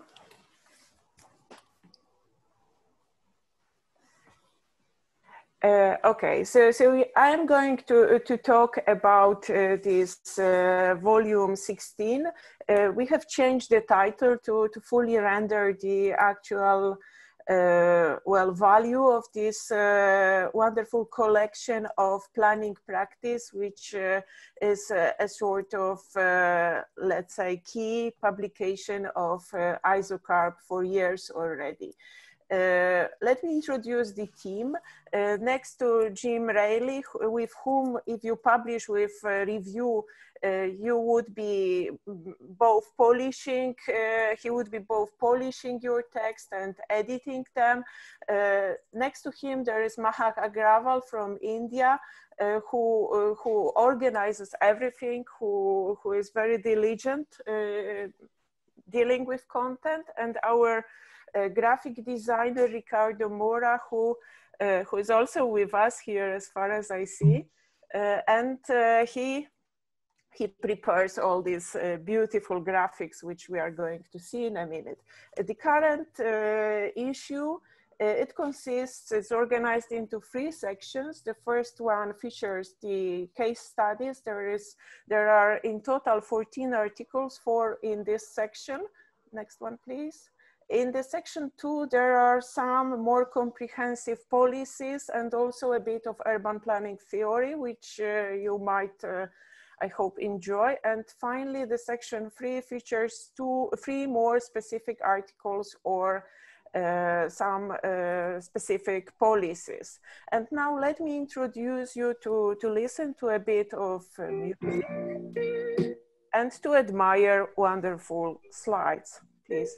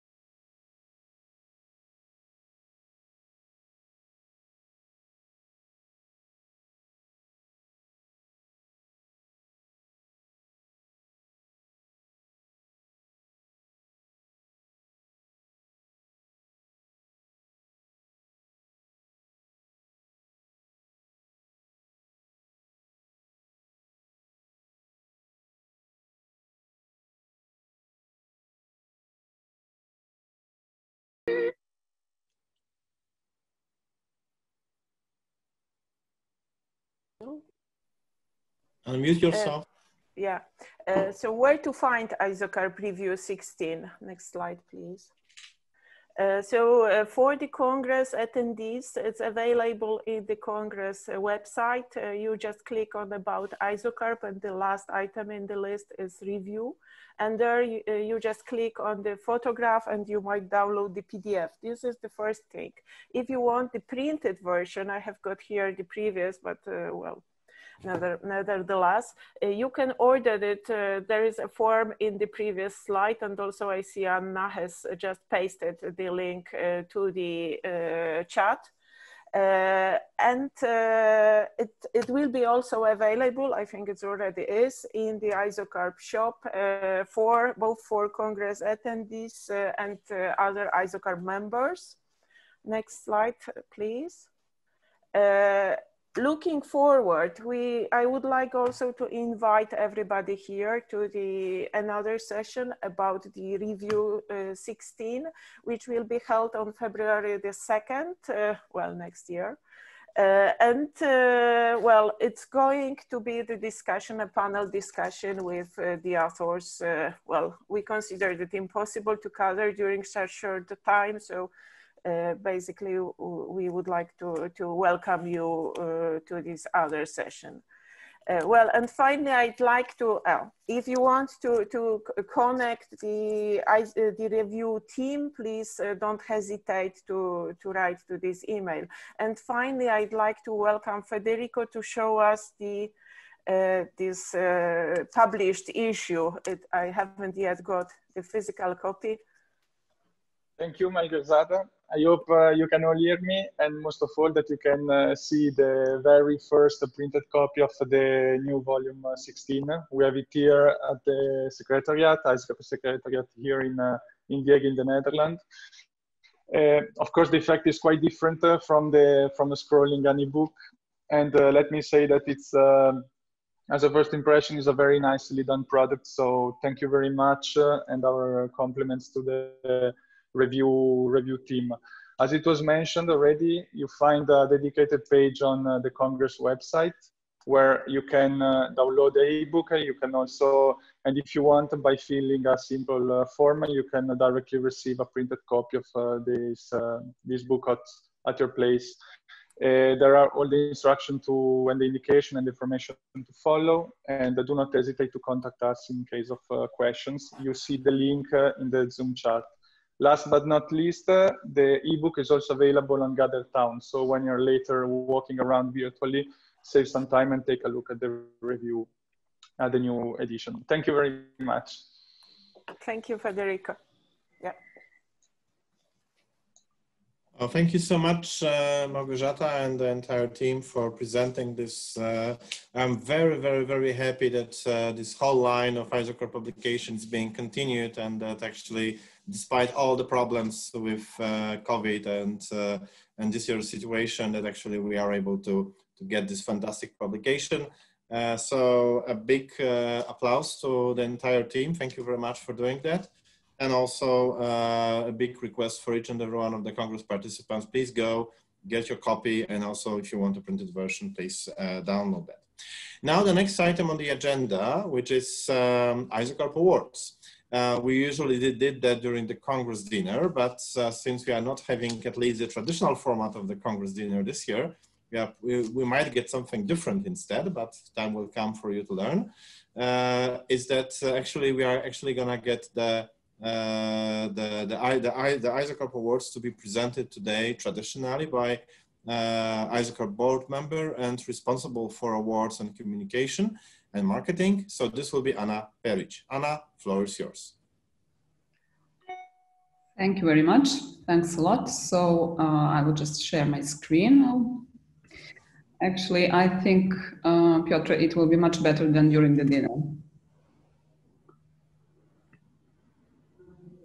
Yes, can you see it now? Yes. Great. So thanks a lot for your brief presentation. And what I really want to say that I'm absolutely proud to see such a number of people still with us today, and even more than yesterday. And we are all inside the board and behind the Secretariat extremely happy about this. So yes, as mentioned, I will briefly announce today the winners in all categories of ISOCARP Awards edition 2020. And for some of you who are not familiar with ISOCARP Awards, ISOCARP Awards are given each year in 3 categories. So the first one is Award for Excellence, which is given for the urban design projects, spatial and urban plans, tools, instruments, software. So you can imagine everything which can be useful for the broad field of urban and regional planning. And it was established in 2005 and it's open for all planning professionals across the globe. The second award category is Gerd Albers Award, established in honor of Professor Gerd Albers, who was the co-founder and one of the past presidents of ISOCARP. It was established in 1999, and it's exclusive only for ISOCARP members and their academic achievements. So it is given for books, book chapters, journal articles, and project reports. And finally, we absolutely don't forget our young planners. And so the Student Award, which was established in 2016, is given to future planning professionals. And as mentioned, I will now announce the winners in the category Gerd Albers. This year, we have a pleasure to receive in total 13 entries. You may see the entries came from all over the globe. And my dear and esteemed colleagues from the scientific committee, namely Eunice Siliers, Jesus Garate, Andy Simmermata, and Union Young, we all had the pleasure to go through to evaluate all these entries and to come with the following winners. So the winner for the best book in the Gerd Albers Award category is Davide Poncini, for his work on transnational architecture and urbanism, rethinking how contemporary cities plan, transform, and learn. And here I will just very, very briefly, as we are behind our schedule today, but you owe this to Davide, I will just briefly read the excerpt from the jury report. So, tackling the contemporary narrative on flow and of planning ideas and practices, the book takes a critical perspective and questions the phenomena of urban megaprojects, loss of identity, and star architects' influence, among others. And finally, led by the place-based approach to transnational urban transformations, the book offers a contextual analysis of the planning practice. So, warm congratulations to Davide. And we proceed with the Gerd Albers Award for the best article, which this year goes to Professor Peter Newman for his article on cool planning, how urban planning can mainstream responses to climate change, which was published in journal Cities, and the jury find it very useful that the work was supported by the original theoretical framework of urban fabrics theory, and that it highlights a diverse and nuanced approach to deal with changing climate applicable to different urban patterns across the globe. And finally, the special mention in the Gerd Albers Award category goes to Elizabeth Reynolds for her contribution, her book on underground urbanism, extremely relevant topic nowadays, and the jury said that the book, rich in graphical representation and written in a clear language, culminates with the elaboration of the criteria for designing sustainable, competitive, and quality places that lie beneath our cities.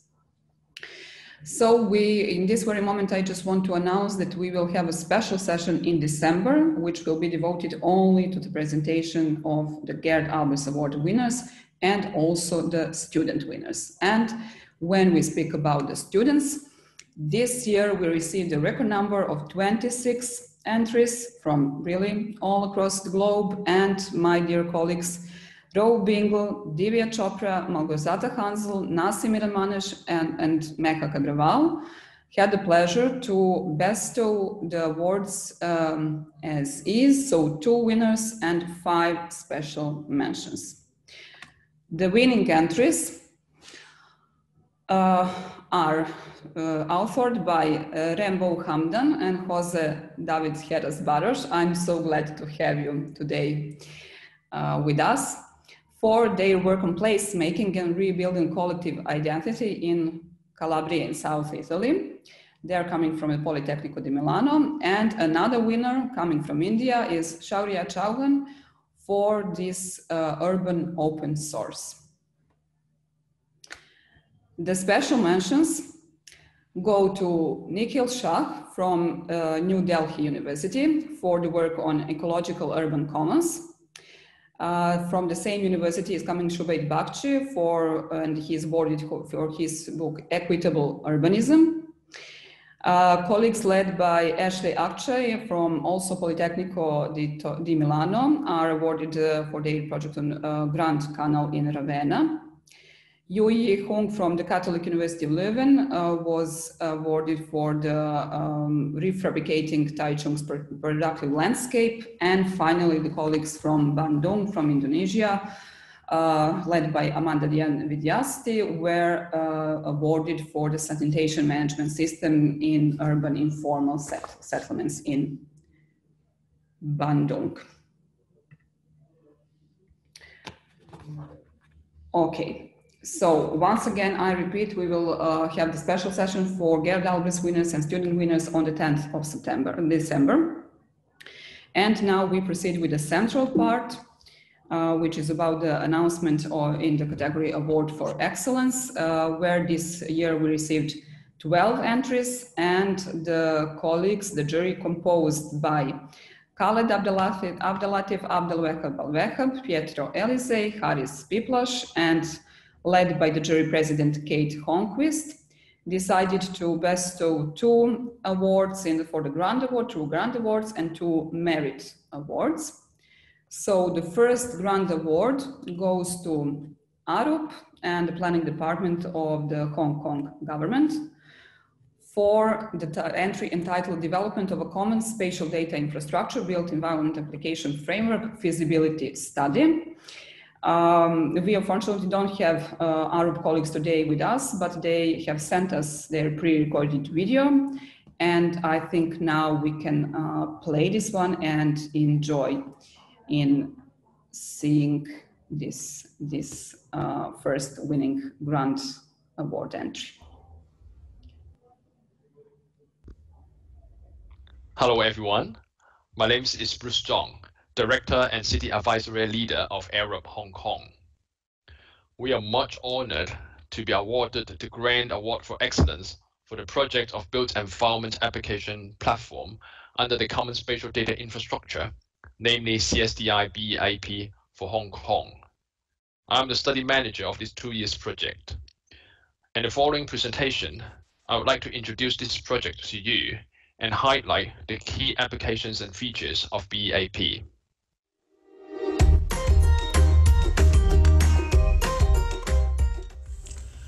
This project is part of the larger CSDI strategy that aims to improve and facilitate the application of ICT in planning, infrastructure, engineering, and environmental works. This assignment, the BEAP, takes forward the CSDI development strategy by formulating an overall development framework covering different key aspects in the short, medium, and long term, demonstrating the test cases through proof of concepts and prototypes on a number of applications. 30 user case applications were shortlisted into 10 demonstration prototypes through a series of stakeholder engagement activities, including a number of meetings with key users and workshops with industry players. The BEAP presents a collection of applications and services that allows users to discover the relevant resources via a web portal. Through the demonstration prototypes, 3 applications were considered as quick win projects in the short term. Built Environment Application for Analysis of Government, Institution, and Community Facilities and Open Space allows users to generate a table of existing and planned facilities and open space, conduct analysis of spatial distribution and surface areas of facilities and open space.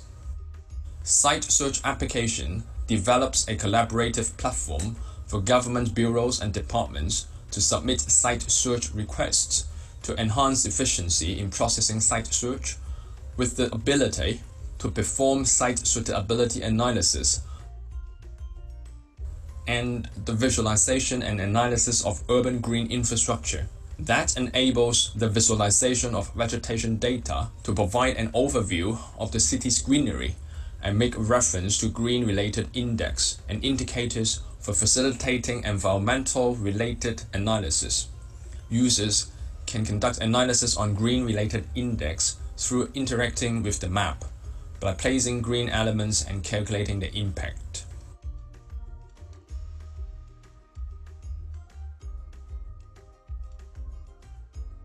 Other prototype applications demonstrate as part of the prototype and anticipated to be gradually implemented in the medium and long term include land use monitoring and analytics provides a platform for storage and retrieval of multi-date, multi-level, and multi-source imagery data from various data providers including government departments and external sources. It performs site photo image recognition using AI and machine learning for identifying types of land use, visualize changes to land cover and land surface height. Scenario generation for planning and development provides a tool for users to easily visualize the building massing in 3D environment per the user specification of development parameters such as plot ratio, maximum building height, and number of building blocks. Connectivity analysis. This prototype displays a comprehensive 3D pedestrian network model for conducting walkability analysis, providing a platform to share common practice and relevant academic research results to facilitate pedestrian planning and promote walkability. The visualization and analysis of underground space and utilities platform to assist underground space planning and checking, visualize existing underground developments, structures, and utility networks, and more importantly, to support the evaluation of underground density and conditions.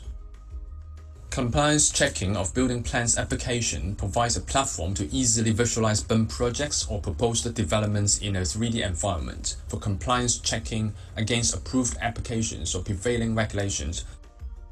Workflow management platform provides access for multiple teams of the government to draft briefs and tender documents of various projects, automating the circulation of documents and enable instant responses to comments, and search to retrieve data and documents from previous or similar projects. The Built Environment Information Dashboard serves as a landing page for assessing all built environment applications with quick access to key information and data relating to the built environment and enable users to perform interactive analysis. To conclude, the development of the BEAP and its applications is a timely and strategically important initiative under CSDI initiative as Hong Kong embarks on its journey to become a livable, competitive, innovative, sustainable, and smart city.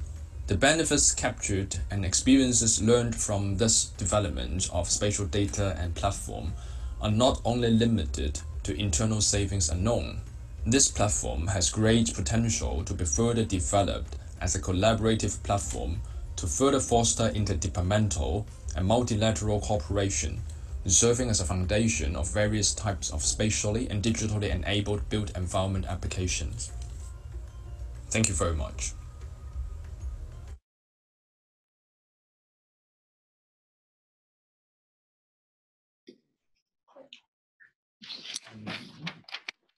Good afternoon.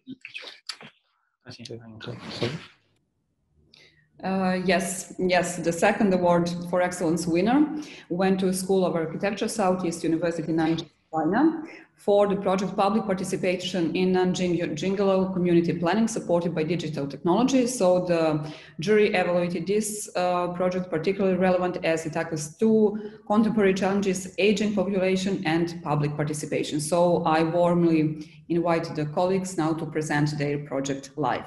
The floor is yours. Okay. Thank you, Director. Good afternoon, ladies and gentlemen. I'm Professor Shi. This is Professor Yang and Professor Tan. With me are the most members of the Yuejianglo Community Planning Project. We extend our warmest greeting to the members of the ISOCARP and to all of the other distinguished gestures in attendance today. This allows me to introduce our centers. Centers for Intelligent City of Southeast University is an academic and design group in School of Architecture, Southeast Universities. Our center is led by Professor Yang and have more than 50 researchers, PhD, and postgraduate students from majors of urban planning, architecture, landscape, communication engineering, mathematics, and computer science. We are working on funding urban frontier issues in the process of urbanization in China and acquire possible solutions with digital technologies. Yuejianglou community planning is an important project of our work in recent years. Ms. Zheng of our team will introduce this project to you.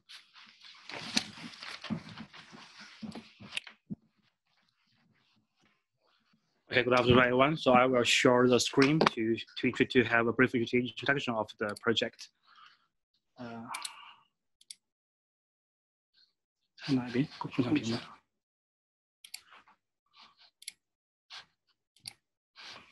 Okay.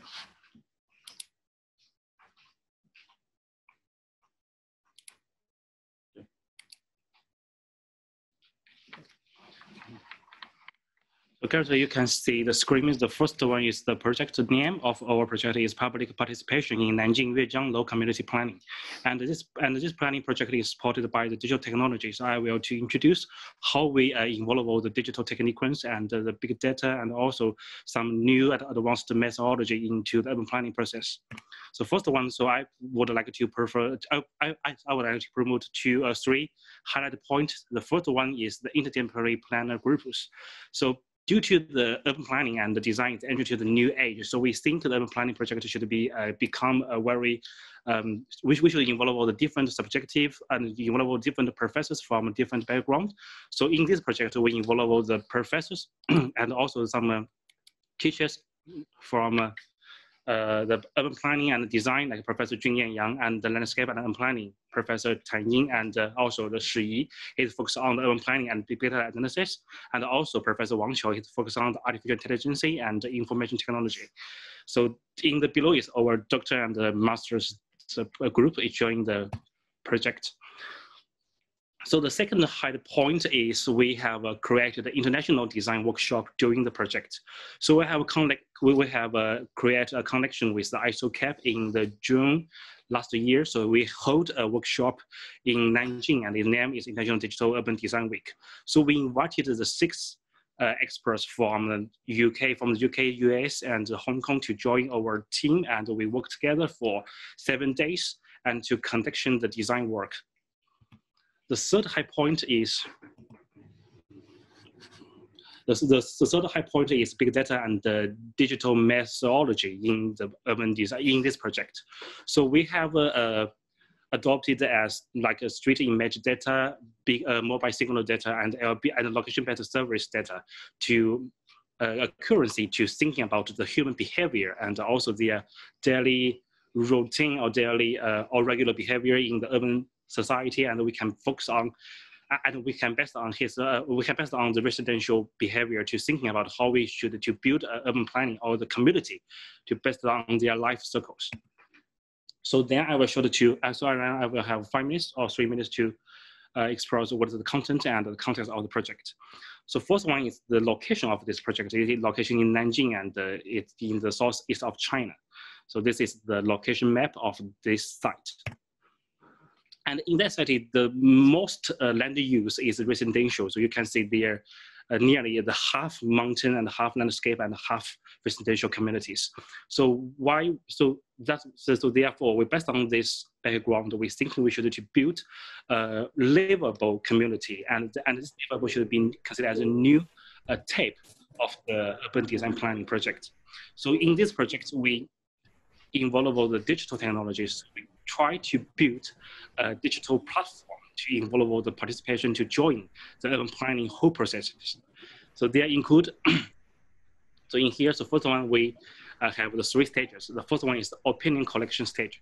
It means we have to build an app for everyone. So the every residential in the communities can use their mobile phone to send their judgment or send their opinion of the community to our platform, and then we can get their idea or their thinking of the future of their community. And then when we already collected the information or the opinion of the local residents, then we entered into the program design stage. So we also involve all the local people to join our design process, and then they can to change and then we can modify and promotion our design and our design project. And then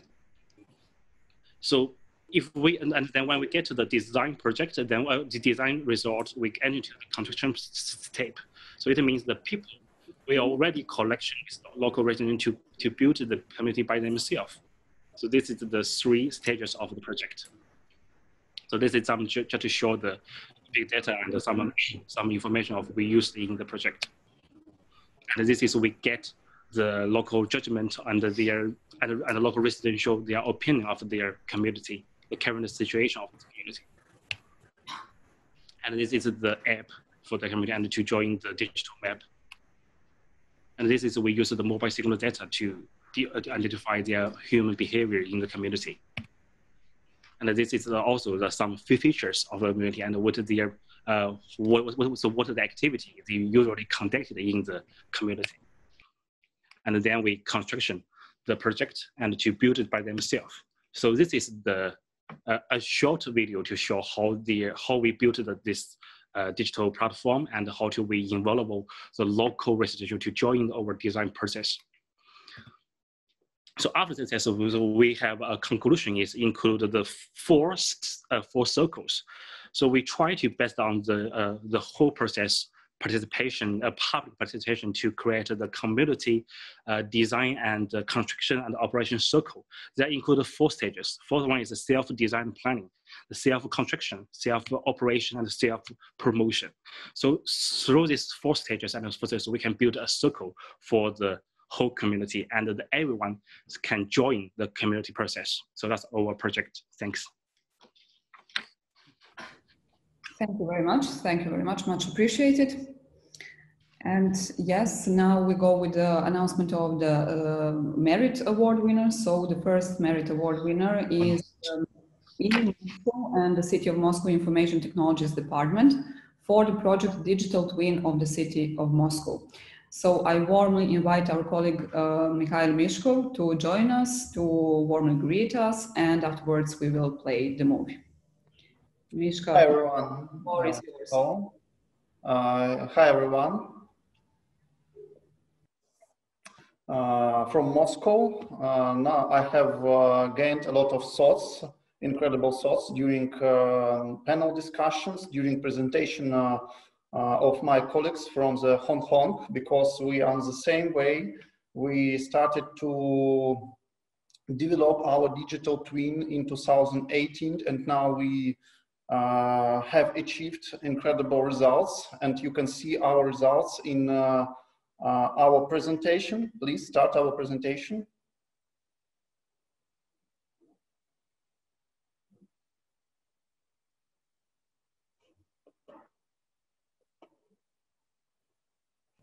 Anna, can we start the presentation now?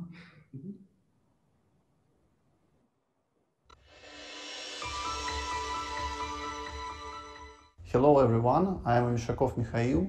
I am a head of digital project sector of Department of Information Technologies, Moscow City Government. First of all, let me express the gratitude to organizers of such famous event. Firstly, I would like to say about functionality of our digital twin and palatable features of this digital twin. Firstly, we have incredible mesh model of the whole Moscow, old and new part of Moscow. It's about 3,000 square kilometers in high resolution. We also have archive of this mesh model, 3 years archive since 2018. This mesh model is based on Cesium technology. It's open source technology, and thanks to Cesium community for such incredible tool which we can use in our projects. Secondly, we have panoramas of all Moscow streets. These panoramas combined with laser cloud points, and also we have archives since 2013 of such panoramas. And using these incredible instruments, we can get a lot of positive effects for Moscow city. And what's about BIM? Of course, we use building information technologies in our digital twin. We can deploy different types of projects using BIM technologies in order to choose appropriate for constructional site. Moreover, we have multidimensional parametric models of city planning with legal restrictions taken into account. During COVID-19 pandemic, we use heat maps in digital twin in order to assess the volume of diseases in each district of Moscow city and each building. It helps us to understand the spread of coronavirus on our territory. And what's about software? During our working process, we use Cesium, Mapbox, GeoServer, and wide range and other instruments. We also use methodology of Open Geospatial Consortium. Thanks, guys, for such incredible community, because using this methodology we can harmonize our software with another software around the world and inside our country. One more question remains to discuss. What's about future of digital twin? In 2021 we will start a project about visualization of coverage all CCTV cameras of Moscow city. It is about 180,000 cameras around the city, and we will deploy all cameras in digital twin in order to assess zones which covered by these cameras and on the territory of Moscow. Thank you for your attention, and we will be glad to see you after COVID-19 pandemic in Moscow.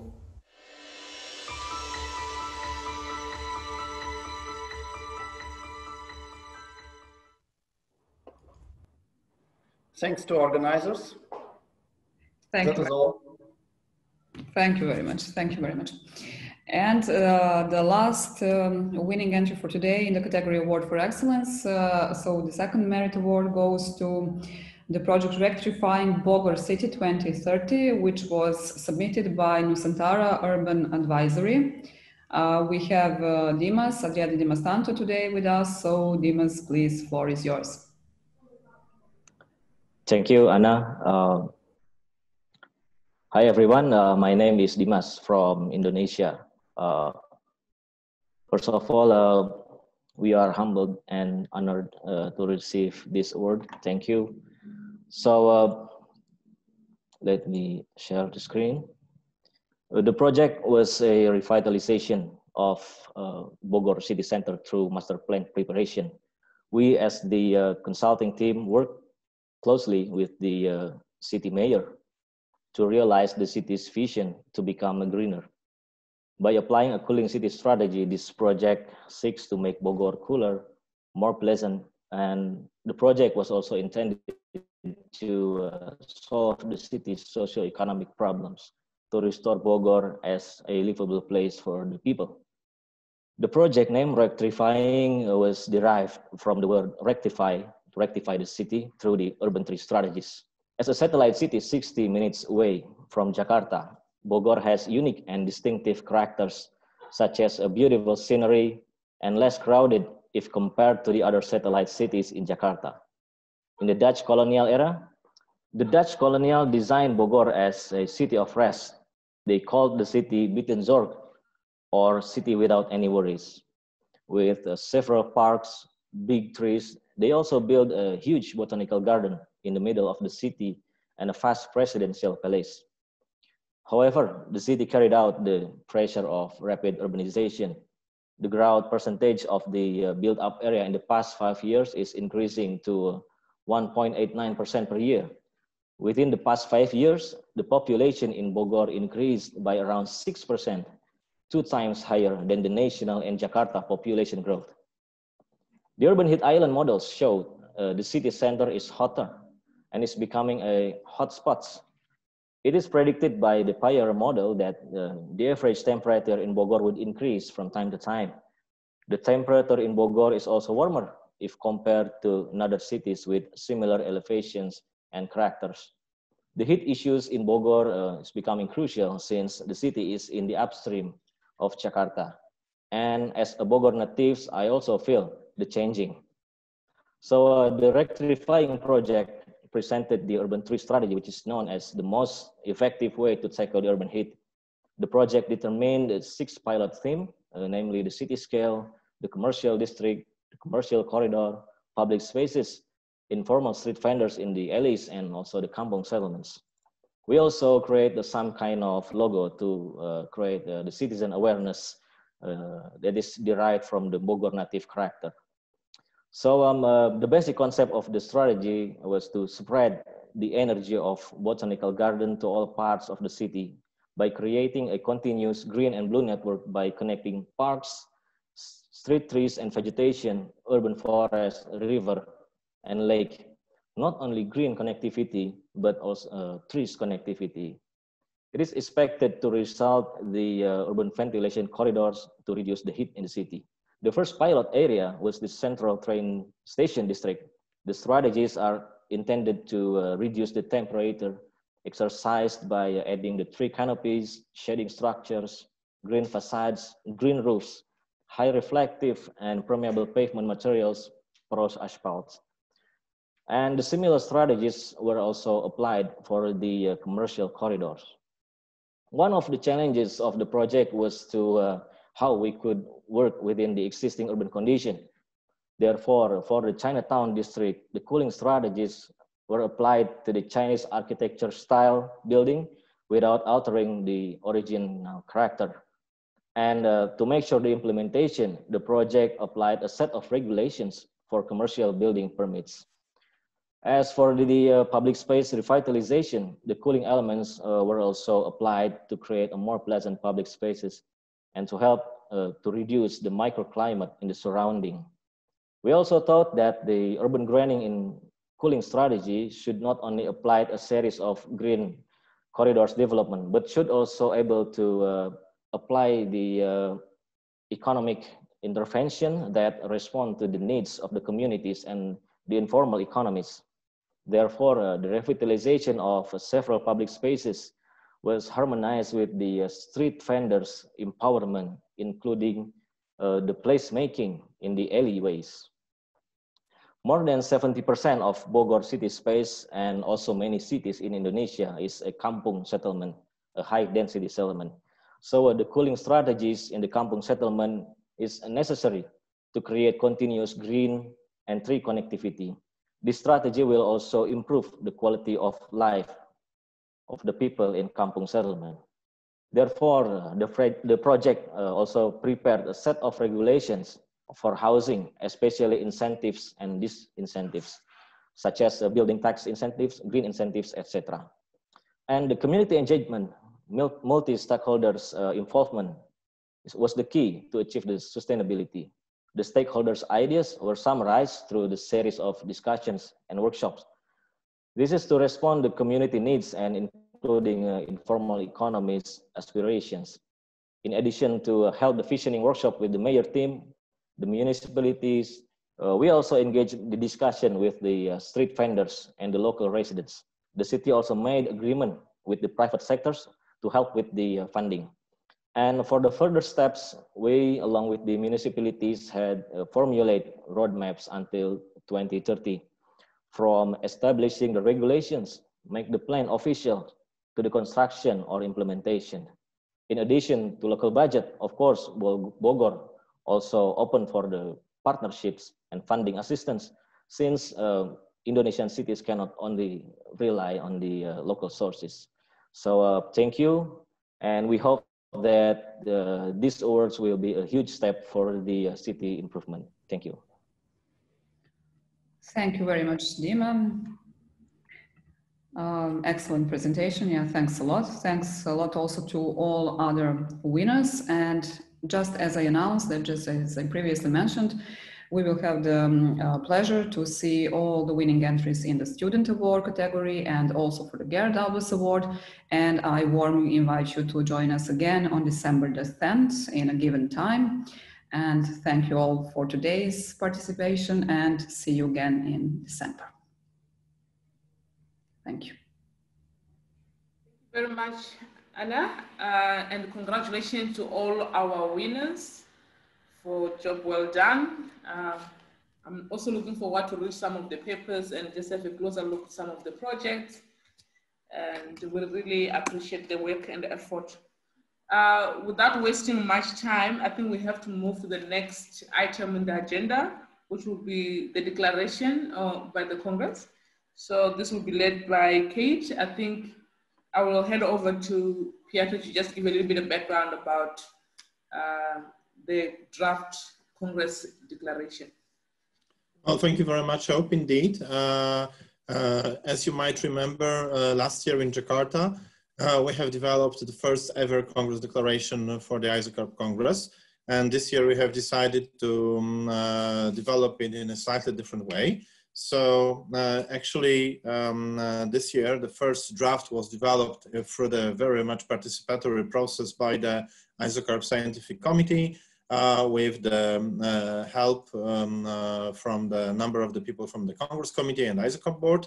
And this will be presented by the Secretary of the Scientific Committee, Kate Holmquist. We have to also understand that this is the very beginning of the works on the declaration. This is just a first draft, and I guess Kate will say much more about that. But what is important is that each and every one of the Congress participants is more than welcome to comment on that. And when the final version will hopefully include inputs from everybody who is participating in the Congress. So Kate, floor is yours. Thank you, and I'm going to share my screen here, one moment. So hopefully everyone is seeing that. So I know we're pressed for a little bit of time, and Piotr went over the gist of it, but I just want to repeat that I was really honored and enjoyed working and collaborating with my colleagues on the Congress team and our scientific committee and our co-hosts, which included UN Habitat and the Urban Economy Forum. I'm serving on the as secretary of the scientific committee and as the curator of the new ISOCARP Cyber Planners Lab. And I think I'm just going to skip right ahead and say that we were challenged with, I guess, the noble cause of really reflecting not just on the vast contributions of this Congress around the theme of post-oil city planning for urban green deals, which our Congress team spearheaded, and building on last year's Jakarta Declaration, but also reflecting on other great pressing issues, including the global pandemic and equity, and of course, global sustainable development agendas. And it's really clear, collaboration and collective action is critical now more than ever, and the commitment, and especially the commitment that this type of a Congress declaration represents.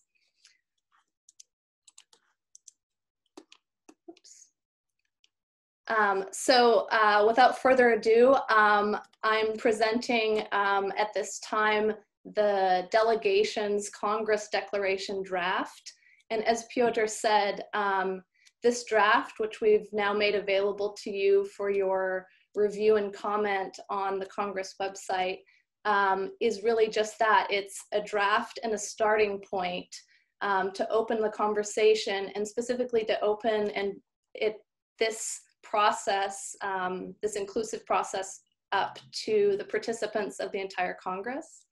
I think at yesterday's opening plenary session, it was emphasized, and it really resonated, that we need to work together to prevent voices from being drowned out, and that our urban solutions need to bring everyone to the table. And from the beginning of our delegation's work on this declaration draft, we really felt that it was imperative that the declaration not represent one person or one perspective or even the society's views, but that this message capture diverse insights and perspectives from across the globe, and that it really be a shared Congress declaration that represents all of our voices. And so in this spirit of inclusion and international knowledge sharing, as Piotr said, we're inviting you hereby to really be a part of this process. And as you know, this virtual Congress will extend over several months. And so we really have the time to interact with one another and be inspired by the sessions and Congress events. And you will be able to share your comments throughout the course of the Congress. And what we will end up with is a truly shared declaration, like I said, that represents all of us in February. And I'll just go through this quickly, but you're probably asking how you can contribute. First of all, primarily, you'll be accessing the documents on the Congress website. You'll find this under the virtual meeting place tab and under Congress Declaration. This will be where there will be updates on the draft and where you can find information about Cyber Lab discussion events. Of course, please do visit GatherTown. I know we've been saying that and inviting you to come and connect with everyone there. You can discuss the declaration informally. And I will also be hosting Cyber Planner Lab roundtables where we can sort of dive into ideas. And then you will be able to navigate through the GatherTown space and find our declaration workstation. And this is just a quick link to the declaration documents and a document in which you can provide your direct feedback. So again, we invite you to be a part of this, and it's exciting, this process, and we're all, I think, very excited to see how the declaration evolves with your help. Thank you, everyone. I really appreciate being able to represent both the Congress team and our co-hosts in the scientific committee. Thank you very much, Kate, for the presentation. I think it's also important to emphasize that this is a draft, so you can still make some inputs. So it would be nice to have as many voices as possible and many comments as much as possible. So as already noted, we are very pressed of time. So I think we'll have to move to our next item. And I will hand over to Pietro, and this will be our closing remarks. Well, thank you very much, Hope, and I hope Frank is ready. As yesterday, our Secretary General is ready with some conclusions. So, Frank, without any further delay, floor is yours. We are a little bit behind the schedule, but I think it was really worthwhile to sacrifice a bit more time for this insightful discussion. And since we still have around 100 participants, I think it's great results. So, Frank, floor is yours. Yes, thank you. Thank you, Piotr. All right, here goes my screen, right? And see, I have only 3 slides, just some closing words, some quick reminders. Well, I mean, yesterday we celebrated World Town Planning Day, and it was a World Town Planning Day as never before, due to, of course, the COVID-19 pandemic circumstances, but also as we could celebrate it on the day of World Town Planning Day. That didn't happen before Today, we are concluding the second day of the World Planning Congress, and also this World Planning Congress will prove to be one as never before. Well, you could say also thanks to COVID, although many of us would still have preferred to be all together in one place, and hopefully that will happen next year again in Doha. But thanks to this pandemic disease, we have a once in a generation opportunity, you could say, to replan the world we can sustain. Today's speakers are giving the call for change a voice, and a voice that speaks many different languages and shows different faces, but altogether calls for unity of action, right? Okay. Sorry for that. In his keynote remarks, Steffen Lehmann explored the contours of urban green deals as compact connected communities, CCC.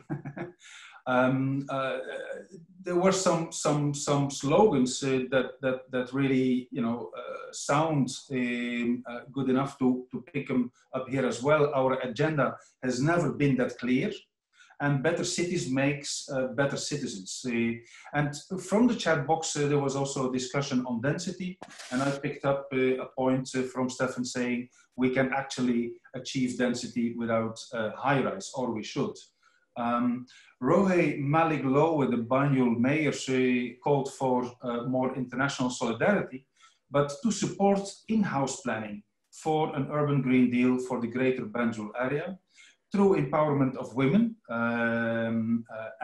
but also barefoot planning training for community leaders, as the capacity is so low that you cannot just rely on trained planners and the very, you know, limited infrastructural design. Bruce Stiftel made a case for climate action planning is good city planning, with reflections on the problematic implementation of SDG 13, but also raising expectations on the USA rejoining the climate agreement, hopefully sooner than later. From the engaging panel discussion led by Pietro Elisei, I present a few takeaways. Pietro already did his. Camilla Ween talked about value-based urban green deals and about transdisciplinary and transnational urbanism. Laura Petrella is calling for adjusting and adapting existing global tools and networks to enhance urban green deals through participatory planning and placemaking. And Dushko Bogunovich calls for local action, but that will need a national and global guidance and in some cases clear directives. He also calls for innovative planning for both core cities, but also the suburbs. And that also relates to Steffen Lehmann's call for maybe lower, but more resilient densities. So yeah, I think we can also further capitalize on the many comments and remarks in the chat box. We will certainly download them, keep them, file them, so people can still reflect on them. We will cherish the launch of the World Planning Practice Volume 16. I would say order your book, but we will also talk with the authors later on. We should champion also and learn from the interesting award winners, but that will also be further discussed on 10 December. We had a very promising opening of the discussion on the draft Congress declaration, and this would then conclude the second day of a long virtual journey that will end on the 4th of February next year. And I think maybe somebody will take over from me here. But again, I all invite you to go to the virtual meeting place, although I have to excuse myself because I have to join a meeting now of the Urban Planning Committee of the UCLG, the urban, the Union of Cities and Local Governments, a global entity that is interested in what we are discussing during this Congress. So thank you all, and hope to see you tomorrow back again. Thank you very much, Frank, for those closing remarks. I think we are now reaching the end of our program. I just want to thank all the participants and the patients. I know we ran out a little bit of time, but they tried to stay back. So I'm now inviting you. I think the link has been already circulated to go to join us on Gather Town. Some of you might have received this before you came here. So I think that is the space where we can all talk to each other and ask questions on a personal basis or in a group. I'll then hand over to Pietro, and thank you very much. It was nice having you here. Well, thank you so much. We are seriously behind the schedule, but I think it was really worth doing that. So thank you very much, Hope. Thank you very much, Frank, for your remarks. And as Hope mentioned, please go to GovernTown. The link has been just posted by Anna. And I would like to take this opportunity to thank each and every one of you for your participation, but also I would like to take this opportunity and thank all the speakers, all the panelists, and all the colleagues who have been involved with developing our agenda. But also I would like to thank very much to our colleagues working in the headquarters, to Anna, to Nian, but also to Federico and to our colleagues who have been with us, and Monica, of course, sorry, just not to forget about the most important person in society. And finally, that actually all of them have been of great support, and without them it wouldn't be possible to be here. And as we mentioned, now we are moving to the GovernTown, but before we do that, please turn on your cameras, and we are gonna take the picture, the group picture of every Congress participant. And please remember that tomorrow we start the day 3 of first month, and we are actually gonna have the 3 tracks with the papers. This will be delivered by the track leaders and by the particular authors. You can find a detailed program on our website.